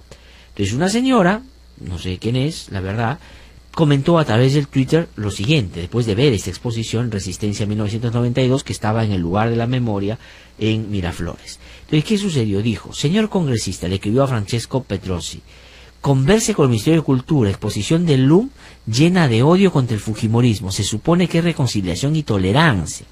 Y Francesco Petrosi, ¿qué cosa hizo inmediatamente? Respondió esto y dijo: estamos de acuerdo, es decir, de acuerdo con que se tiene que evitar que se irradien odios en el lugar de la memoria, ¿no es cierto? A eso me imagino se refiere cuando dice estamos de acuerdo. Y tratando de solucionar el tema. ¿Y cuál fue la solución al tema? Que inmediatamente el señor ministro de Cultura, el señor Salvador del Solar, pues decidió ir a visitar el lugar de la memoria. ¿Y qué cosa hizo? Lo vio la exposición y le dijo al señor Guillermo Núñez, un tremendo intelectual muy reconocido en el ámbito académico y una persona intelectualmente honesta que creía que estas cosas son parte de la memoria que hay que construir pues con hechos muy concretos que sucedieron en esa época. En esa época sucedieron todas estas cosas. ¿Y qué cosa es lo que el señor Salvador Solar dijo a través de su Facebook después? Es la justificación para haber en buena medida echado a Núñez, porque dice que convinieron que él renunciara. Le dijo: mira, yo no estoy de acuerdo con eso, así que tú renuncias. Él tuvo que renunciar, o sea, lo votaron. Dice Salvador Solar: la impresión que me quedó después de ver la exposición y que compartí con los presentes, más allá de la calidad artística de lo expuesto, es que la muestra despedía una clara sensación general de sesgo que no se corresponde con la que habíamos acordado buscar para el LUM. No hubo oposición a esta impresión, sino más bien el reconocimiento también por parte de Guillermo. Es decir, que dice que hubo un sesgo. Pero ¿cuál es el sesgo de describir claramente lo que pasó en el año 92? No sé si el señor Salvador del Solar conoce a alguien que le pueda contar una historia distinta a la que pasó el año 92. De repente el señor del Solar le pueden decir: no, el golpe de Estado fue 5 años después, o fue antes. Ese año hubo golpe de Estado, ese año pasó de la Cantuta. Entonces debería el señor Salvador del Solar saber que cualquier cosa va a interpelar al fujimorismo, porque fue una época oprobiosa en materia de derechos humanos y en materia de corrupción. Entonces, porque a él le pareció que tiene un sesgo, decidió pedirle la renuncia al señor Guillermo. ¿Y por qué le pidió y en qué marco se sitúa este hecho, que no es el único que ha sucedido en los últimos tiempos, sobre estos ofrecimientos y estas ofrendas que le vienen dando al fujimorismo bajo la idea absurda, ¿no es cierto?, inconducente, poco satisfactoria, de agachar la cabeza con el fujimorismo y ponerse en la condición, como dice Rosa María Palacios, de alfombra? ¿De qué les ha servido? De nada. Entonces, ¿qué cosa pasa? Sacan al señor Willy Núñez, o Guillermo Núñez, del LUM. ¿A quién van a poner ahí? No sabemos. De repente lo ponen ahora a Rafael Rey o a alguien que se le parezca. De repente él es más objetivo en torno de lo que pasó en la época de la violencia en nuestro país. Pero entonces sacan a Willy Nugget. Y lo sacan por eso. Es decir, tienen miedo que el fujimorismo empiece a cuestionarlo. Ya, inmediatamente toman la decisión para congraciarse con ellos. Y más allá de que el señor Salvador del Solar puede escribir bien o tenga una capacidad por su propia profesión histriónica muy interesante, pues se le nota de todas maneras este temor por que los fujimoristas no se vayan a ofender y que él pueda mantenerse, imagino, en el Ministerio Cultural, haciendo cosas interesantes que sé que está haciendo en otros ámbitos también. Pero en los temas de esta naturaleza uno debería tener una convicción un poquito más reforzada. Pero no solo eso, han sacado al señor Nugui. Han nombrado una procuradora para el caso Lavallato que se llama Silvana Carrión, que es bien particular, porque fue fujimorista en la campaña y parece que lo sigue siendo, apoyó la candidatura del señor Luis Galarreta, que hoy día es presidente del Congreso de la República, pero además esta procuradora, que se llama Silvana Carrión y que es amiga de Galarreta, está casada con un señor que tuvo un estudio jurídico con el señor Galarreta, entonces tienen una amistad muy cercana y son, hasta donde entiendo, muy allegados, ¿no? Y no lo han puesto como procuradora ad hoc. Pero además, esta señora trabajó en un estudio que dio servicios en algún momento a la empresa Odebrecht por casos de corrupción en los cuales hoy están vinculados, o otros casos que de repente no eran de corrupción, pero trabajaba con Odebrecht en el estudio en el que ella se desempeñaba antes de ser procuradora. La ministra de Justicia, que también se viene asustando ya porque no quiere irse el cargo y por el indulto se va a ir de todas maneras, y porque le ha pasado con Julia Príncipe, por lo que ha pasado con la señora Caterina Ampuero, pues ha salido a defender a esta procuradora y dice que ser amigo de alguien no te vuelve a ti un afín partidario o político y que ella va a trabajar con mucha independencia. Yo la verdad creo que no, y ese me parece que es un asunto que no están calculando bien.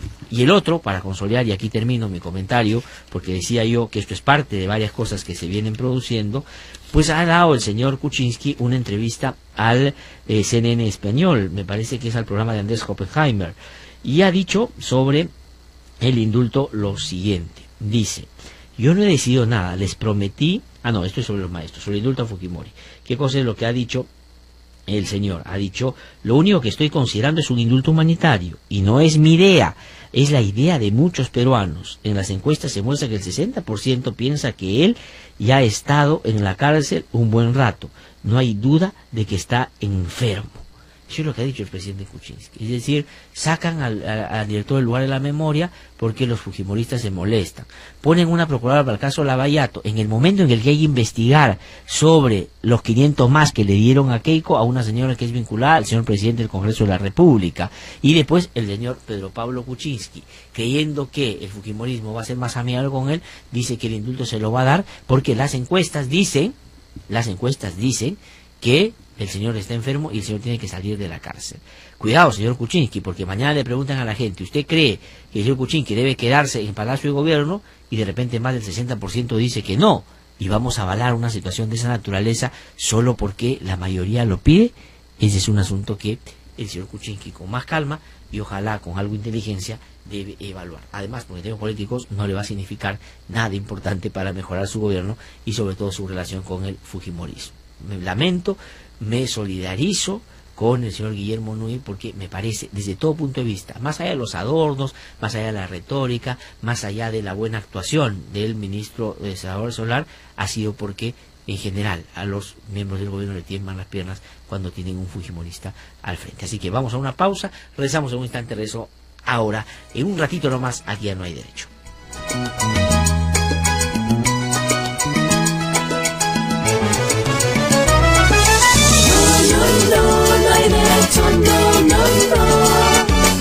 Que no te cuenten cuentos, el Diario 1 te cuenta la verdad. Compra el Diario 1, el diario oficial de la realidad peruana. A ver, ¿qué pasa el siguiente? Buenos días, señorita. ¿Usted es el que viene para el puesto de administrador? Sí, soy licenciado en administración. No se moleste, joven, pero usted está en silla de ruedas. Y la verdad, aquí nadie puede estar ayudándolo a cada rato. Pero no es problema. Además, aquí no hay rampas. Todas las cosas están hechas para gente normal, pues qué pena. A ver, ¿qué pasa el siguiente? Las personas con discapacidad tienen las mismas oportunidades para estudiar, trabajar y divertirse como lo hacen todas las personas. La discapacidad no es incapacidad. Tus derechos no se tocan.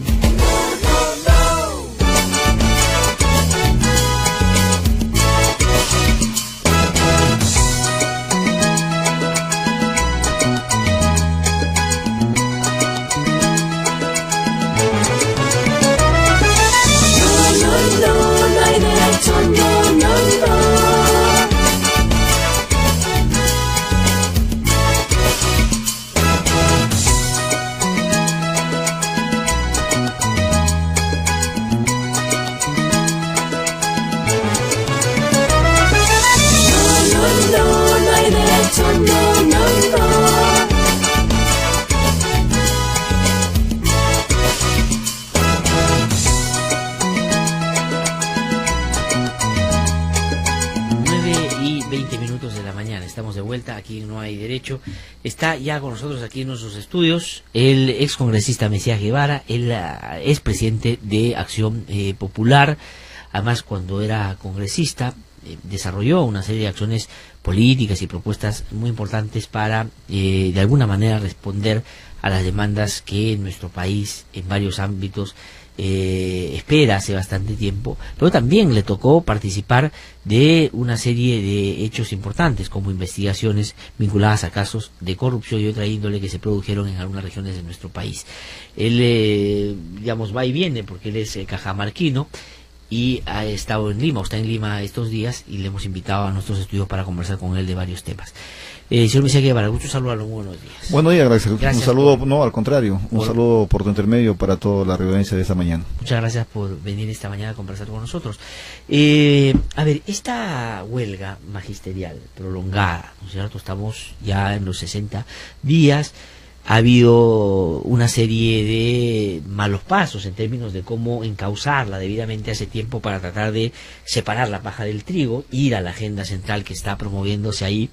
Pero lo único que ha mantenido o se ha mantenido firme es lo que los maestros vienen reclamando. Pero los actores políticos han ido como flexibilizando y cambiando su accionar. Bueno, la ministra ha sido sobrepasada, ha entrado el ministro del Interior con una lógica más de intervención ya policiaca, ¿no es cierto? Policial, el presidente se metió también en algún momento, pero también en el Congreso las otras agrupaciones políticas, el fujimorismo, por ejemplo, está en una lógica de no meterse a la negociación. Pero Jorge Castillo ayer ha dicho que están por teléfono coordinando con ellos.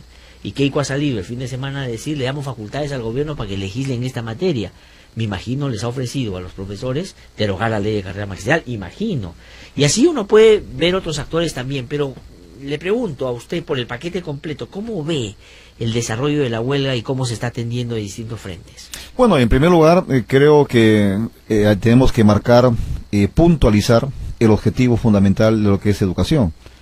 Sin lugar a dudas, educación es lo más importante que existe en nuestro país, es el eje de desarrollo, la base del desarrollo de nuestra sociedad, y ahí hay un gran protagonista, un protagonista que es parte fundamental del binomio profesor-alumno, en la que sin lugar a dudas el profesor hay que darle las condiciones necesarias, hay que darle la reivindicación que se requiere. Cuando fuimos gobierno con Fernando Belaúnde Terry se creó la primera ley del magisterio y luego también lo que es la derrama magisterial. Entonces eso tenemos que dejarlo bien claro, Glaxer. Es decir, creo que todos los peruanos estamos por la reivindicación de los profesores que tengan un sueldo justo, que tengan una buena atención, es decir, que tengan las condiciones mínimas necesarias para ejercer su profesión. Pero sin embargo, no hay que desviar el camino. Y en ese sentido, como muy bien lo has precisado, hay diversos actores, diversas aristas que lamentablemente en unos casos divergen, en otros casos confluyen. La actitud un poco sinuosa del fujimorismo, un doble discurso, una escopeta de doble cañones. Por un lado salen a decir de que esta huelga está infestada de terroristas, lo dicen abiertamente a través de su vocero principal, que es el congresista Héctor Becerril. Digo principal porque para estos tipos de confrontaciones él sale a relucir sus garras, y en ese sentido él dice: hoy no dialogo con los maestros, que no se dialogue con los maestros, sin embargo se presenta con ellos mismos que él critica en el Congreso de la República, dando una conferencia de prensa.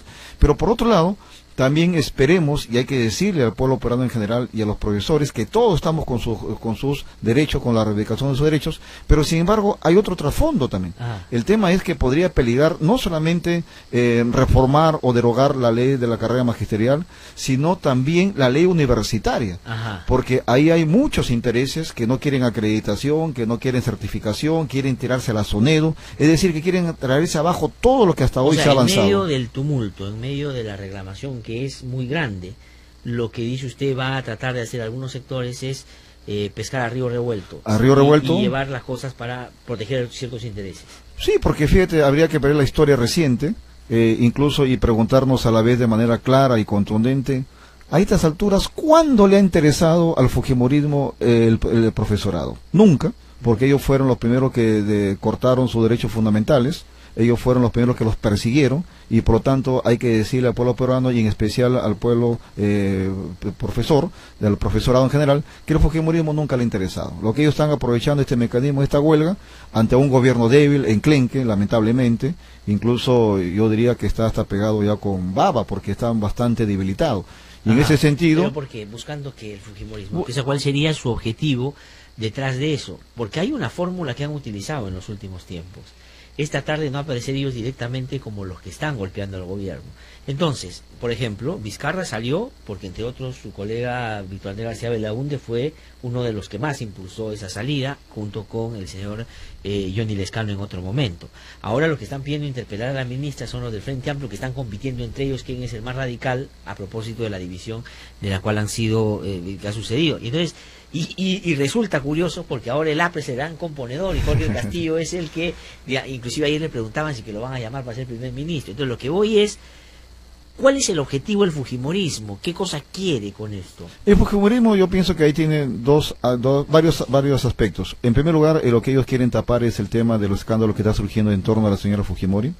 Ellos no esperaban el trabajo magnífico, hay que felicitar a Gustavo Gorriti que viene haciendo, y ellos no esperaban que surja esa gran denuncia que está surgiendo a través de IDL, reporteros.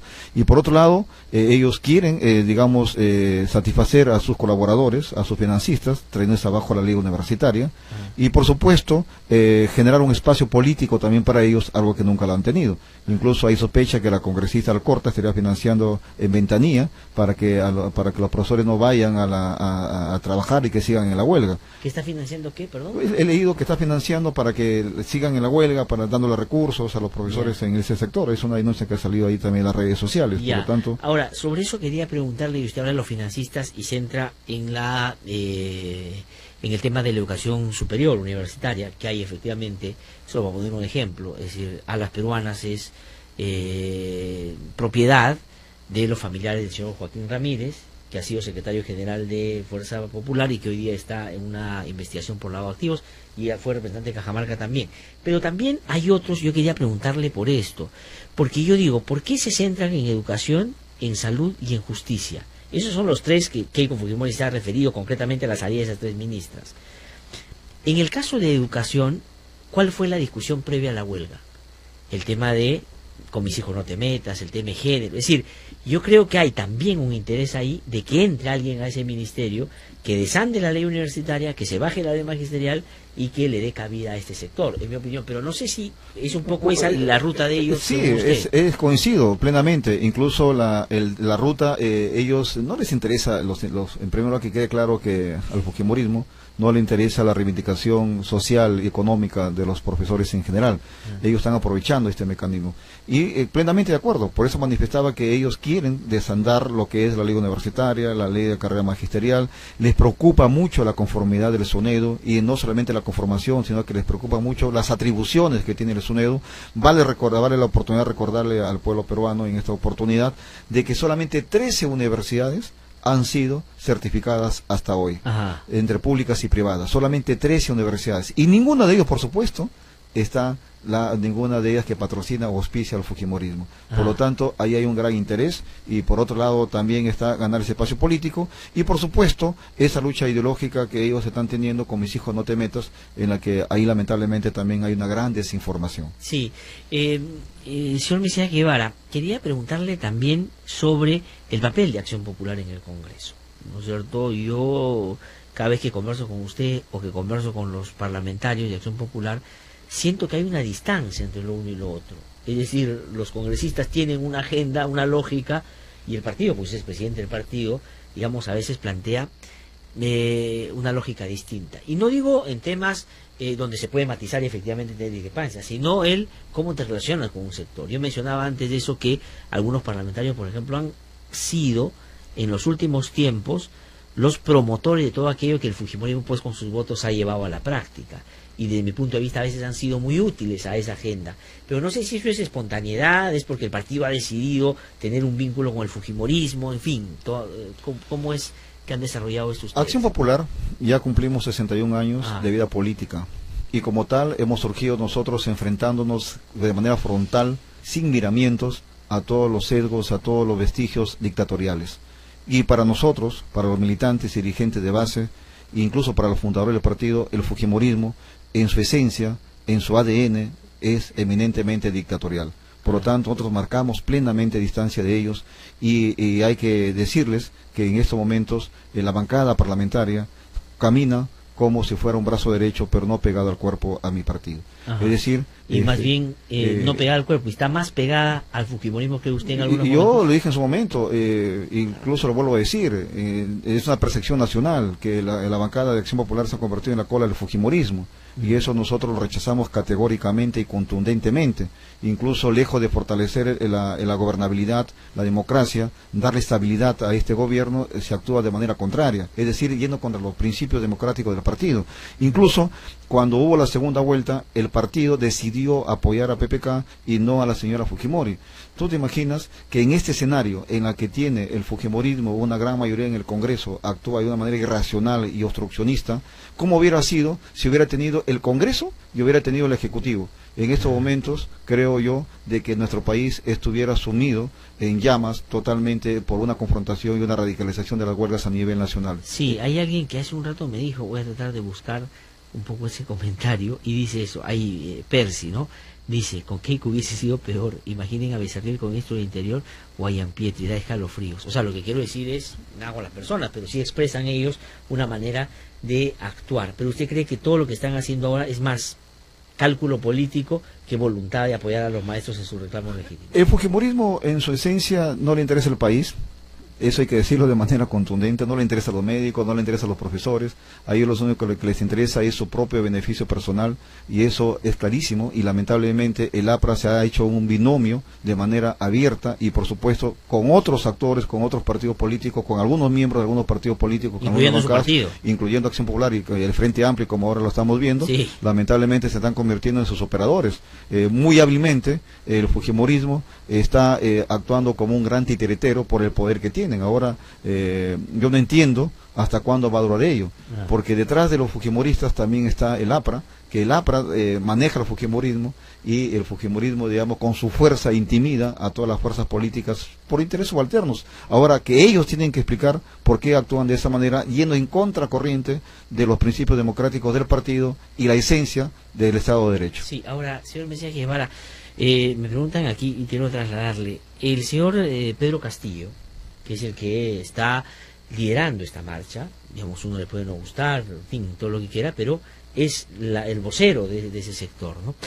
Es cajamarquino además, usted lo conoce, ya vi a Marco Arana que más o menos entraba a la lógica y yo lo descubrí, yo lo conozco, él es rondero, y en fin, me parece que haciéndole señas un poco como para que después puedan tener alguna cercanía política, y así se lo van a disputar después, me imagino. Goyo Santo ya salió a decir, es un compañero rondero que yo conozco, pese a que es curioso, porque Goyo Santos es más de Patria Roja, ¿no es cierto? Y este sería de un grupo, de otro grupo de izquierda, pero en fin. ¿Qué piensa con eso? ¿Se lo van a disputar en Cajamarca? Acción Popular ya está conversando. Es decir, ¿qué va a pasar? Porque se ha convertido en un personaje político importante. ¿Eh? Yo le aseguro y firmo acá ahorita, congresista el 2021 de todas maneras. Mira, en primer lugar, yo reconozco que Pedro Castillo viene de la provincia de Chota, del distrito de Tacabamba. Es un profesor que sufre las consecuencias de lo que hoy se viene dando. Y por supuesto que todos tenemos aspiraciones políticas según la Constitución, tiene derecho a elegir y a ser elegido. Además, ella fue candidato al Congreso en su momento, si no me equivoco, fue candidato al Congreso por Perú Posible. Entonces, él ya tiene digamos, un antecedente que ha participado en política con anticipación, y por lo tanto no sería nada raro de que él esté participando, porque además lo que está haciendo es política en eso. Pero fíjate que, al margen de eso tiene otra explicación. Sí, ¿cuál? La explicación está de que el Perú vive en mundos paralelos, y que el mundo que vive Pedro Castillo, que representa en este momento Pedro Castillo, es un mundo paralelo a lo que vive la vieja aristocracia limeña, en la que lamentablemente tiene una visión distinta a lo que vive el país. Hay un desarraigo, hay un divorcio, el Perú está quebrado, hay un Perú rural, hay un Perú urbano, hay un Perú limeño netamente salvaje y cruento y agresivo en torno a su confrontación con la Lima provinciana. Entonces, Pedro Castillo representa uno de esos escenarios que lamentablemente desde Lima no se ve, y es por eso que yo no lo ataco agresivamente, sino hay que entender sociológica y antropológicamente la actitud de Pedro Castillo. Ahora, el ministro del Interior ha dicho que hoy día va a presentar pruebas, ha dicho que va a presentar indicios sobre el vínculo de Castillo y de otros con Proseguir y con el Movadef. Es decir, Castillo ha podido hacer lo que Guzmán no pudo hacer en su momento, casi en esa condición, ha unificado y ha logrado que se movilicen 230. Yo he dicho, si eso pasa, y es verdad lo que dice el ministro, bueno, hay que responsabilizar a este gobierno de haber dejado que Sendero se reagrupe, uno. Pero dos, lo que quiero decir en relación a esto, el señor Castillo está vinculado a esos sectores, sabe o tiene información de esa naturaleza, porque el antecedente político previo, ¿no es cierto?, el inmediatamente anterior, es Perú Posible, y Perú Posible, hasta donde yo sé, no era el ala radical del Movadef o del CONARE, ¿no es cierto? Así es. No se le conoce. No, por eso te decía de que simple y llanamente es una visión de Lima en que no quieren entender lo que ocurre abajo. Ajá. Fíjate que, por ejemplo, el día viernes, cuando yo estaba en Bamamarca, estuve ahí en unas reuniones con unos líderes sociales, me encontré con los profesores que se iban a una marcha de sacrificio a tapar la carretera entre Samangay, que es entre Bamamarca y Chota. Entonces ellos no tienen nada que ver con Movadef, ellos están que representan sus digamos, Sendero no entró esa zona, no entró nunca. Las rondas campesinas no permitieron de que ingrese el Sendero Luminoso. Por lo tanto, yo creo que es un grave error sellar, tipificar o poner una etiqueta a alguien de que no lo puedes, ganar con el debate de propuestas político, y ponerle el sello, tú eres terrorista. Sí. Y eso es una práctica fujimorista. Sí, y entonces, y eso, ahí estamos cayendo en el gravísimo error. Lo que tenemos que hacer, el presidente de la República tiene que hacer, es solucionar de manera urgente. Ya hemos visto que se le fue de las manos, empezó con un pequeño foco en Cusco y ahora se ha generalizado a nivel nacional, y por supuesto que tiene que ser rápido, de manera urgente. Sí, pues. Ahora, el ministro del Interior es curioso, porque él ha dicho que hoy va a presentar indicios y pruebas para que cada uno juzgue y saque su propia conclusión, y que él no va a hacer ningún tipo de imputación ni nada. Pero durante todo ese tiempo se ha venido, ¿no? O sea, ha venido diciendo de todo y ahora se pone cauto hacia el final. Y eso sobre todo después de haber escuchado varios discursos. Primero salía el señor Perparo Kuczynski, los convoca a Palacio de Gobierno, convoca a todos, y luego sale para Sombrío y dice, no, por si acaso cae un ala de Movadef, y luego sale la señora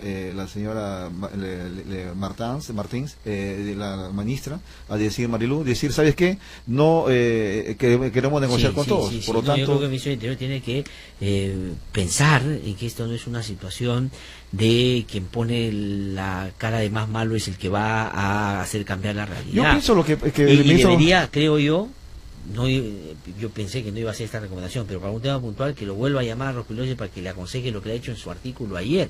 Estás metiendo un asunto político y social donde hay dirigentes que, te guste o no, tienen legitimidad, a un tema policial, además con información que no es determinante, ¿no? Entonces ese es un problema. Y yo creo que el ministro Basombrío actúa de esa manera, empujado una vez más por la presión mediática, por un lado, de ciertos medios de comunicación, y por otro lado también por la presión del propio Congreso de la República. Hay que tener en cuenta que su cabeza se salvó recientemente, incluso de la censura, porque fue interpelado. Entonces él teme que lo vuelvan a llevar al Congreso de la República, y es por eso que sale con este tipo de noticias. Ahora es curioso, porque la vez pasada lo iban a censurar por ser pro Movadef, y ahora él, como un converso, lo que quiere hacer, digamos, en términos políticos, no digo que lo sea, que haya querido defender a Movadef, ni de ninguna manera, con un jugador sombrío, y ha condenado a Movadef, por supuesto, pero ahora resulta que él es el gran persecutor del Movadef en la gran marcha de maestros. Pero en fin, así está de errática la política. Pero quería ir un ratito aquí con Fujimori por una cosa, apelando ya no solo a su condición de presidente del partido, sino también de ex congresista, señor Mesías Guevara, y además de un congresista que trabajó en los temas de investigación y fiscalización muy fuerte, presidió la comisión ANCACH, ha trabajado en muchos temas. El caso de Keiko Fujimori, vinculado al caso Lavallato, ¿a usted le parece igual de grave que los otros que con mayor entusiasmo han sido investigados y que ya tienen resultados? Toledo, digamos, está ya pedido, y Ollanta y Nadine están en la cárcel. Fíjate que en el caso de la señora Keiko Fujimori creo que es más grave, porque de darse el hecho de que ella habría recibido el dinero que están sindicando algunos colaboradores eficaces, es que ella en su momento fue funcionaria pública, es decir, ella fue congresista, y por lo tanto es el hecho mucho más grave todavía. Pero lo que es más grave todavía es que nos desnuda de manera dramática es la actitud del Poder Judicial o del sistema de justicia en su conjunto, empezando por supuesto en el Ministerio Público, donde ellos han tenido una actitud totalmente distinta con el señor Toledo, con el señor Humala, con la señora Nadine Heredia, con Alan García y con la propia Keiko Fujimori. Por lo tanto, incluso los programas dominicales, ayer esperábamos, creo que todos los peruanos, ver cómo va este tema, y nadie dijo nada. ¿No salió nada? No salió nada. Yo pensé que yo llegué un poquito tarde a mi casa y dije que había sido la primera noticia. O sea, pegadita al magisterio había estado de Keiko, ¿no salió? No salió casi nada, solamente noticias. Carlito, no ha salido ayer nada sobre Keiko en la televisión. Entonces yo por lo menos no he visto nada. O sea, nada. no es que no hayamos visto nosotros. Yo pensé, como mi productor estaba hablando, digo, y Carlito, no hemos visto, de repente no va a hablar porque los medios deben haber sacado y todavía no han sacado nada. Pero, y curiosamente, si tú recuerdas los medios anteriores, los programas anteriores, de manera permanente atacaban a la señora Nadine Heredia, Matiné Bermú y Noche. Sí. Y esta semana ya no han atacado ni a Nadine Heredia, no han atacado ni han puesto a la mesa el tema de la bajato de la señora Keiko Fujimori. ¿Y por qué? Porque precisamente es un hecho parecido en su esencia, pero es más grave todavía porque ella era funcionaria pública. Es decir, hay que dejarlo ya a la Nadine Heredia tranquila. ¿Por qué? Porque eso va a ser un boomerang contra nosotros. O sea, ahora ya no se meten con Nadine porque todo lo que ella puede usar en su contra. Claro. Como dicen las películas norteamericanas cuando detienen a alguien, dice, usted tiene derecho a guardar silencio porque todo lo que dice puede ser utilizado en su contra. Y eso es lo que está ocurriendo, ¿no? Incluso y todos estos hechos del Ministerio Público, del Poder Judicial, lamentablemente lo que está haciendo es abonar a favor del expresidente Alejandro Toledo Manrique. O sea que con estas circunstancias ningún juez, creo, americano de Estados Unidos va a atreverse a darle la razón para que lo extraditen al presidente o expresidente Alejandro Toledo. ¿Por qué? Porque va a decir, están persiguiendo políticamente, están diferenciando a los políticos. Diferenciando. Y es por eso que creo que... ese es un buen punto que no había tocado. Astutamente incluso creo que Alejandro Toledo mandó a través del Facebook una solidaridad, o a través de Twitter a Humala y a Nadine Heredia. Entonces, y eso ya debe estar en el expediente. Es estrategia. O sea, dice, me solidarizo contigo porque es injusto lo que te están haciendo. Y eso el juez le dice, mira, por si acaso. Con Keiko no pasa nada. Ahora, pero usted que sabe del funcionamiento del Congreso y que ha trabajado presidiendo una comisión tan importante de investigación, la comisión Lavallato, por ejemplo, la presidenta de la comisión, que es la señora Rosa Bartra, cuya asesora es la señora Marta Chávez, ha dicho que a Keiko Fujimori la van a citar en tanto tengan el documento que viene de Brasil y que lo puedan ver ellos, porque no creen que todo lo que está saliendo pueda ser verdad. Esa es un poco la lógica de las comisiones. Yo, digamos, o sea, tienes que esperar que esté todo, en fin, no sé, ¿qué le parece esa actitud? Ya de la comisión del Congreso, digo. Sí, bueno, la comisión del Congreso, la Bajato, lo he dicho y lo vuelvo a decir, es un comportamiento errático, subordinado, prácticamente están actuando con venganza política única y exclusivamente, no están actuando de manera parcial, profesional y seria, invitan solamente o investigan o citan a aquellos que ellos creen sus adversarios políticos, y en ese sentido esa comisión yo creo que no va a tener ningún resultado, o en todo caso va a tener un resultado totalmente secundario, sin ningún peso de investigación que luego les sirva al Ministerio Público para que puedan proseguir con sus investigaciones. Y claro, y por otro lado también hay que ser consciente, si tú quieres investigar a fondo, no tienes que tener rabo de paja, porque luego van a ir contra ti todas las persecuciones que había por haber, amenazas, intimidaciones. ¿Y eso creo que está pasando ahora? Y yo creo que eso está pasando ellos ahora, y no quieren investigar porque simplemente no tienen la catadura moral para hacerlo, o simplemente porque están respondiendo a intereses subalternos. Fíjate, cuando yo terminé mi cargo de congresista, y lo digo públicamente, me di con la sorpresa que yo había sido denunciado ante el Ministerio Público. Es decir, ¿quién lo denunció? Un señor X de allá de la zona de Chimbote, me llega una denuncia a mi casa Jaén, en la que me habían denunciado por enriquecimiento ilícito, por malversación de fondos y por peculado. Incluso... ¿Pero en qué circunstancias? ¿Por qué caso? ¿Por la comisión? Por la comisión Ancash. O sea que tú sabes que los congresistas... O sea que usted malversó fondos al investigar a todos los... Ajá, eso es lo que yo decía, pues y además los congresistas no manejamos dinero, o sea claro. Y además la comisión es coordinada por todos, no solamente por el presidente, hay vicepresidente, hay secretario y todos los congresistas y más los asesores que ponen los congresistas. Ajá. Y por otro lado también una acción de amparo que presentaron también contra nosotros, es decir, yo creo que ser presidente de una comisión de investigadora y si quieres investigar a fondo, tienes que tener una credencial morales y lamentablemente, y por supuesto, tener una independencia absoluta. Sí. Aquí me preguntan a través del WhatsApp. Dice, la comisión debe, en vez de llamarse Lavallato, debe llamarse Lavaqueico. Bueno, o sea, en el sentido de que la van a lavar la cara, o sea, que no la van a investigar, me imagino que a eso se refiere el comentario. Y es muy lamentable. ¿Sabes por qué? Porque se está convirtiendo lo que debe ser una investigación, un círculo virtuoso en un círculo vicioso. Empieza con la Procuraduría, lo que tú manifestaste un instante, que lamentablemente estoy viendo que Marisol Pérez Tello está cediendo con la Procuradora a favor de prácticamente el fujimorismo. Y eso empieza ahí. O sea, que están pensando en el Ejecutivo a través de la Procuraduría.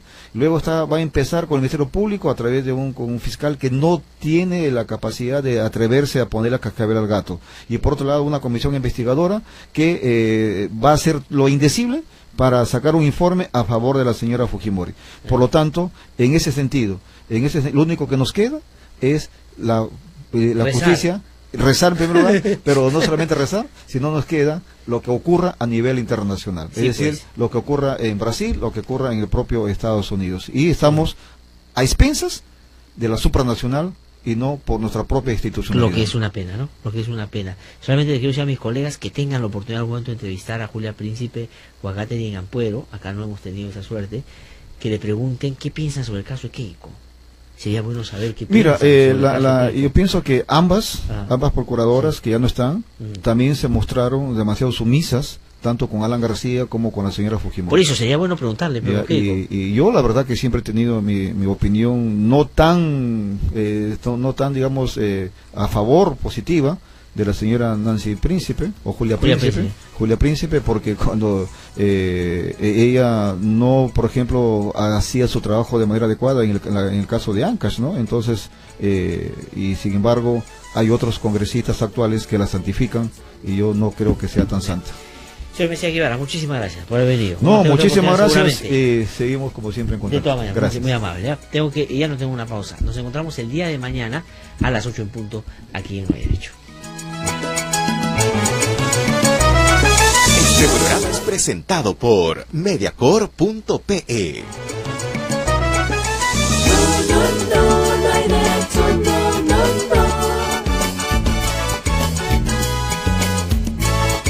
El Instituto de Defensa Legal presentó No Hay Derecho, un espacio de noticias, diálogo, debate y participación.